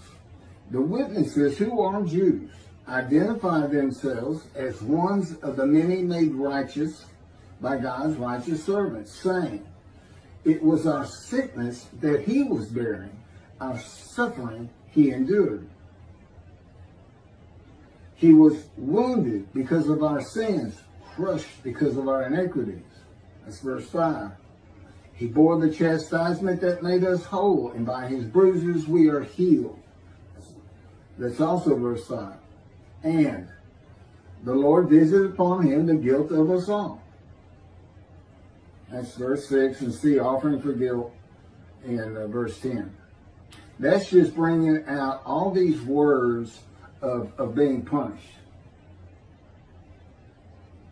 The quotes, beginning at verse 1 and ending after verse 6, identify the speaker of verses 1 and 2 and 3 as also being witnesses made righteous by the righteous servant from the suffering he endured, that they speak of. God's teaching is that no man bears the suffering of others. It is not even possible to bear the sins, wounds, chastisement, bruising, sickness, and suffering of others. No one or others can be healed or atoned for because another man or men suffer or are beaten or murdered or sacrificed. So what are these verses by the witnesses about? The sickness of the witnesses is not being righteous. That's what the whole story, it's not a song, it's what the story of Isaiah 53 is. You'll see the Jews for Judaism says these are kings of the nations of the Gentiles. You can think of them, since they're supposedly the leaders, that's the Gentiles he's talking about are the witnesses. This is about a man who God specifically crushes with disease, brings him down low to make him offer himself for the guilt, which is an emotion of the Jewish people that they feel for violating his laws, commandments, and rules. That's the sickness. It makes you sick to your stomach when you realize you're not doing well in God's ways.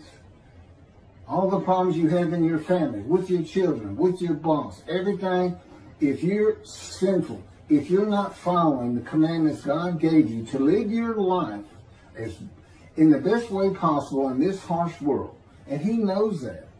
Those commandments are for us. They're not, it's just his way of saying, I understand the world's harsh. I have a purpose for it. It's perfect. It's exactly what I want.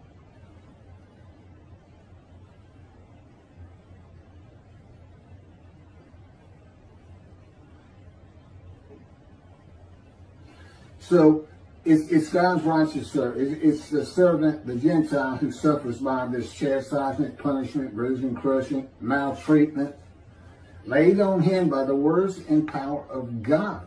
It's not the world that does this. It's not man. It wasn't the Romans.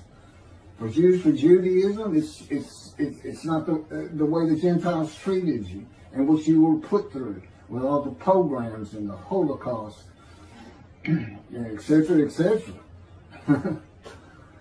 A purpose and by God's power to make him suitable for his purpose that might prosper.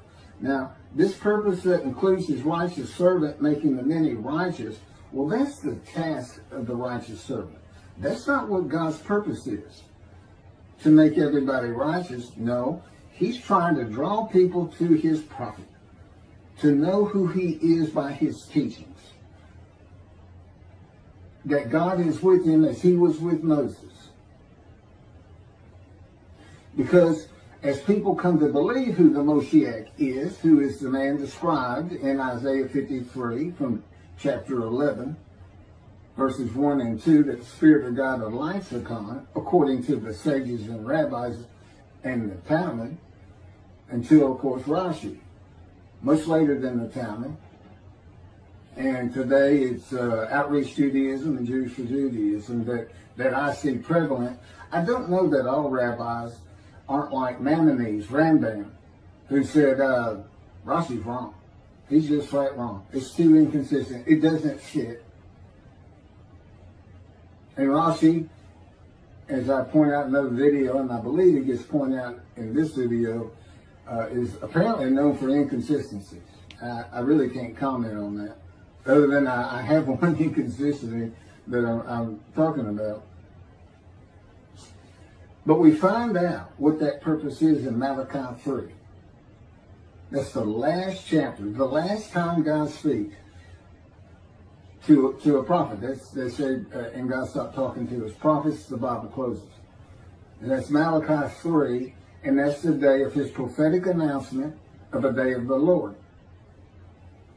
Now, day of the Lord, it shows up in about 7 different other books, and it's generally thought of, and the Essenes of the Dead Sea Scrolls also thought this, and they were big followers of Isaiah, that the day of the Lord was a time when there would be a removal of evil and sinfulness in the world, and everybody would get along.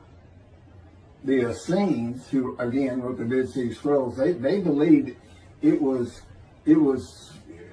right upon them. And their founder, his very name is the teacher of righteousness. That's Isaiah 53. That's what they say about Jesus. He's the teacher of righteousness. Makes the many righteous by his knowledge, not by his death. That's not what 53 says. But in Malachi 3, God again addresses the day of the Lord. They're all kind of different.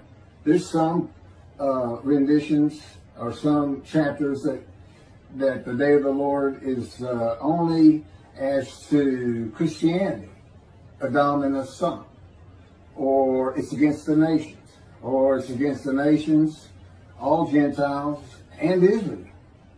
It just differs, but Malachi 3 gives us a complete new outlook, and it's God's final words on the subject.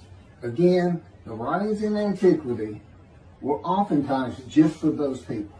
They look like prophecy, but they can't happen in the real world. If it can't happen in the real world, it's not prophecy. God has another purpose.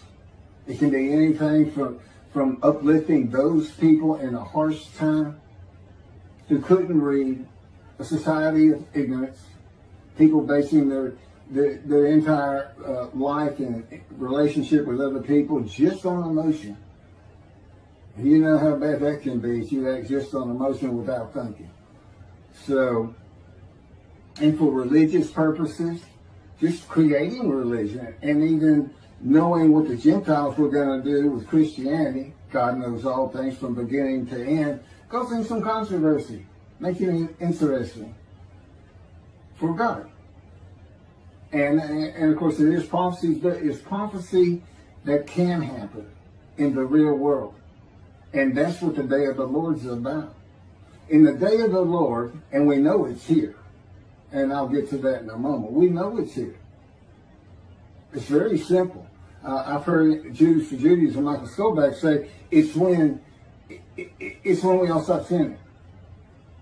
God will come back. Or I guess he means as many as we can get that are possible. That's not in the scripture. There's nothing in the scripture that says when all of the Jewish people together as the man Israel, and they're supposed to be all together. That whole concept came at when they all gathered at Horeb and God made the covenant with them. That was 100% of the Jewish people. And they had to agree to a man to accept the teachings God gives Moses. And then to them. 100%, and you do exactly what he says. And of course, there's a lot of vagueness in a lot of these commandments. And the oral tradition started, like it says, you will celebrate Shabbat. Well, how? Those kind of things. And the oral tradition occurred. And then finally,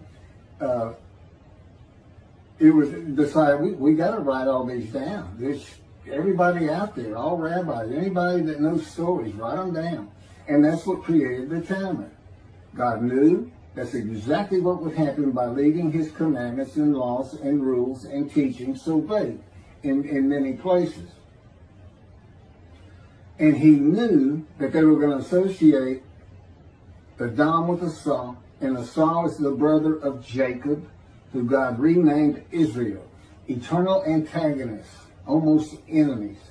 And that's how this whole thing developed, that Edom was considered Rome, then Christian Rome. Rome fell, and today it's Christianity, a reference to Edom Esau.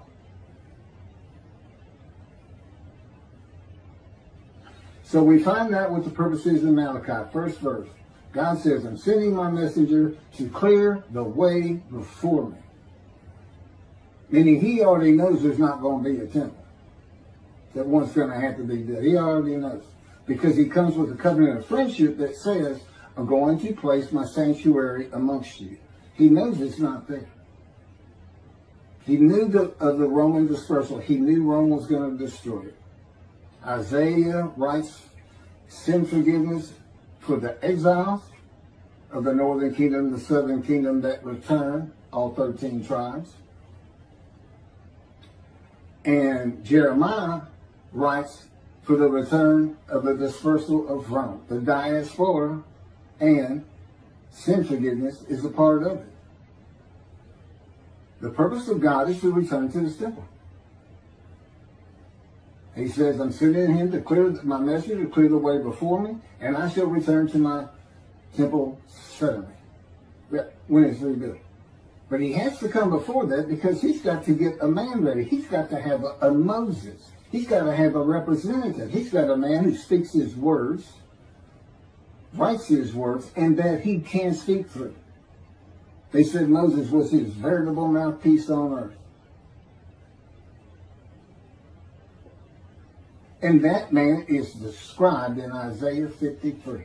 That's what the description is for. Even the sages knew you had to have a description. They see chapter 11, a descendant of David is going to come. And they've only got one description. And they say, well, that sure doesn't look like King David, this man of suffering, familiar with disease that is shunned and despised. Accounted plagued and afflicted by God. That doesn't sound like him, but that's got to be him. And that's exactly what they had written. And that's what's in the Talmud. And that, of course, is what Rashi disagreed with.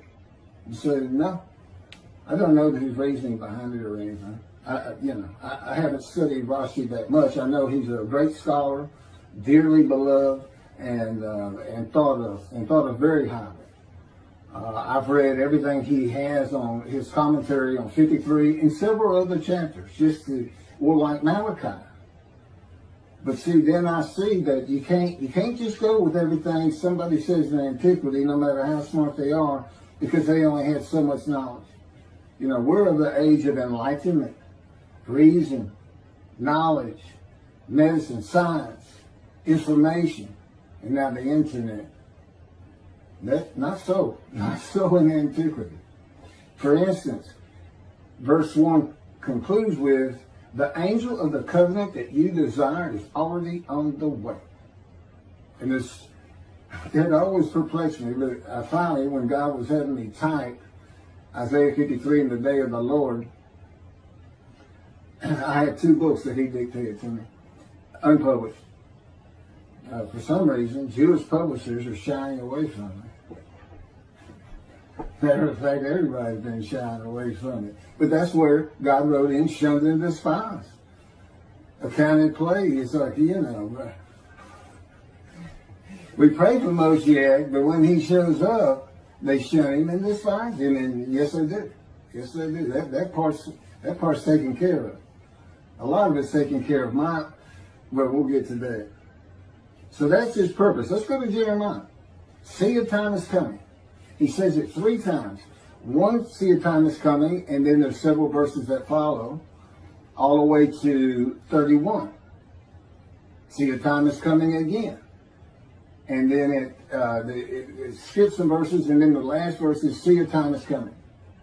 Okay, here's basically what it says. See, a time is coming, the Jewish people return. Why? Because the land blooms again. From desolation and ruins. See chapter 61. Desolation and ruin. Well, Mark Twain went there in the late 1800s and said it's nothing but desolation. Nothing is standing. Well, after 1948, if you go look at Israel today, it blooms again. That's how I sum up that whole paragraph. There's a lot of different, great scripture in it. Great verses. Now, the last verse, it says, see, the time is coming. Jerusalem shall be rebuilt. From here to there and there and here. Biblical markers. And there's no question it's almost impossible to identify them. But you can get enough to know that Jerusalem today is far, far larger and greater than Jerusalem of antiquity. It's a great metropolitan area in that. So there it is. See, the time is coming. Land blooms again. See, the time is coming. The ruined cities are restored and Jerusalem is rebuilt. And that's simply the Jews have returned. God says, when y'all return, I'll come back. That's all it is. He doesn't say everybody's got to be sinless. He doesn't say everybody's got to perform a certain amount of mitzvahs or anything else. He says, believe me, I know y'all. I know you like the back of my hand. I know there's always going to be sinners among you. I know he tells us in Malachi that many of you will never heed me. And that's with the covenant of sin forgiveness at hand. And he's saying, I know. But when I made the announcement that I was going to forgive your sins and that would cause Torah written on your heart and everyone would heed me, that's what you would expect. But we know better. The reality is no. And that's why he makes a scroll of remembrance for this day of the Lord. It's to put in there those who heed, revere, and esteem his name. The word heed's not in Malachi, but esteeming his and revering his name includes heeding. How is Torah written on your heart? A metaphor? Okay, now moving into the verses of chapter 53 of Jews for Judaism that I want to address. They are verses 4, 5, and 10. This is the commentary for Jews for Judaism, in quotes. It's called Jews for Judaism, Isaiah 53, verse by verse. Verse 4. But in truth, it was our ills that he bore and our pains that he carried. But we had regarded him diseased, stricken by God, and afflicted. The kings now realize that their spiritual assessment of the servant was completely backward.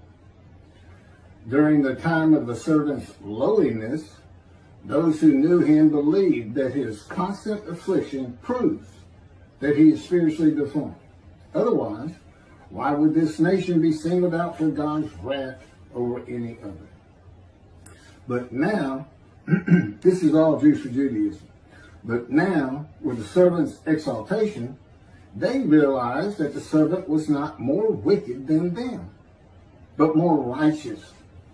So the Gentile nations in the, end times, the time of the Messianic era when David comes, this time of great change in the world, their assessment of the servant is reversed because they come to a true understanding of God's plans. So 2 billion Christians, 2 billion Muslims are going to say, the Christians are going to say, well, there's no Jesus. Oh, we thank you. The Jews have been right all along. And all the Muslims doing the same thing regarding Allah. Allah means God, but it's a totally different God from the God of Israel.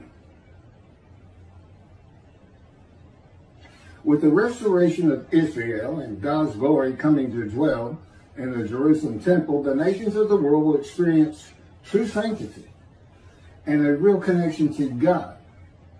Personally, I believe the nations aren't going to be happy at all with the Jewish people saying, our Moshiach is here and we're building a temple because God is with him. I don't think they're going to be real happy with the Jews. That may cause the ingathering that's always talked about and send plenty back to Jerusalem, as opposed to peace and harmony among all nations. That is part of the exaltation, the Messianic era. They will realize, this is the Gentiles still, or it's the kings, and as I said, they're Gentiles and they're the leaders. So when I read kings, I see Gentiles. And of course, as I have pointed out, that's not the witnesses. That's not who's talking in verse 4. That's not who's talking. It's the people who are made righteous. They're sick. And what's the story of 53 about? It's about a man who becomes the righteous servant of God. And these people are righteous. So what's their problem? They're sick because they're not righteous. What does God do? Well, we're going to find out, because the key to all that is Ezekiel. It's in there. He went through this, what happens in 53, this story, he goes through this wounding, this chastisement, punishment. Okay, it's not wounding, that's the only one that's left out. Bruising and crushing. And God tells us why he's doing it to him. It's to make him suitable for God's purpose. Ezekiel has a furious spirit. I'll get to all this. Or I've gotten to in other videos. I don't know. God will take care of that. I don't have to worry about it. It'll all come out as it's supposed to. They will realize that many of their activities were actively preventing God's presence from being manifest in this world, even though they had considered many of these activities to be righteous and godly. So it's the Gentiles preventing God from coming. Really? Does anybody think they can keep God from coming? He made it clear in Jeremiah. When y'all return, when you fix my land back up,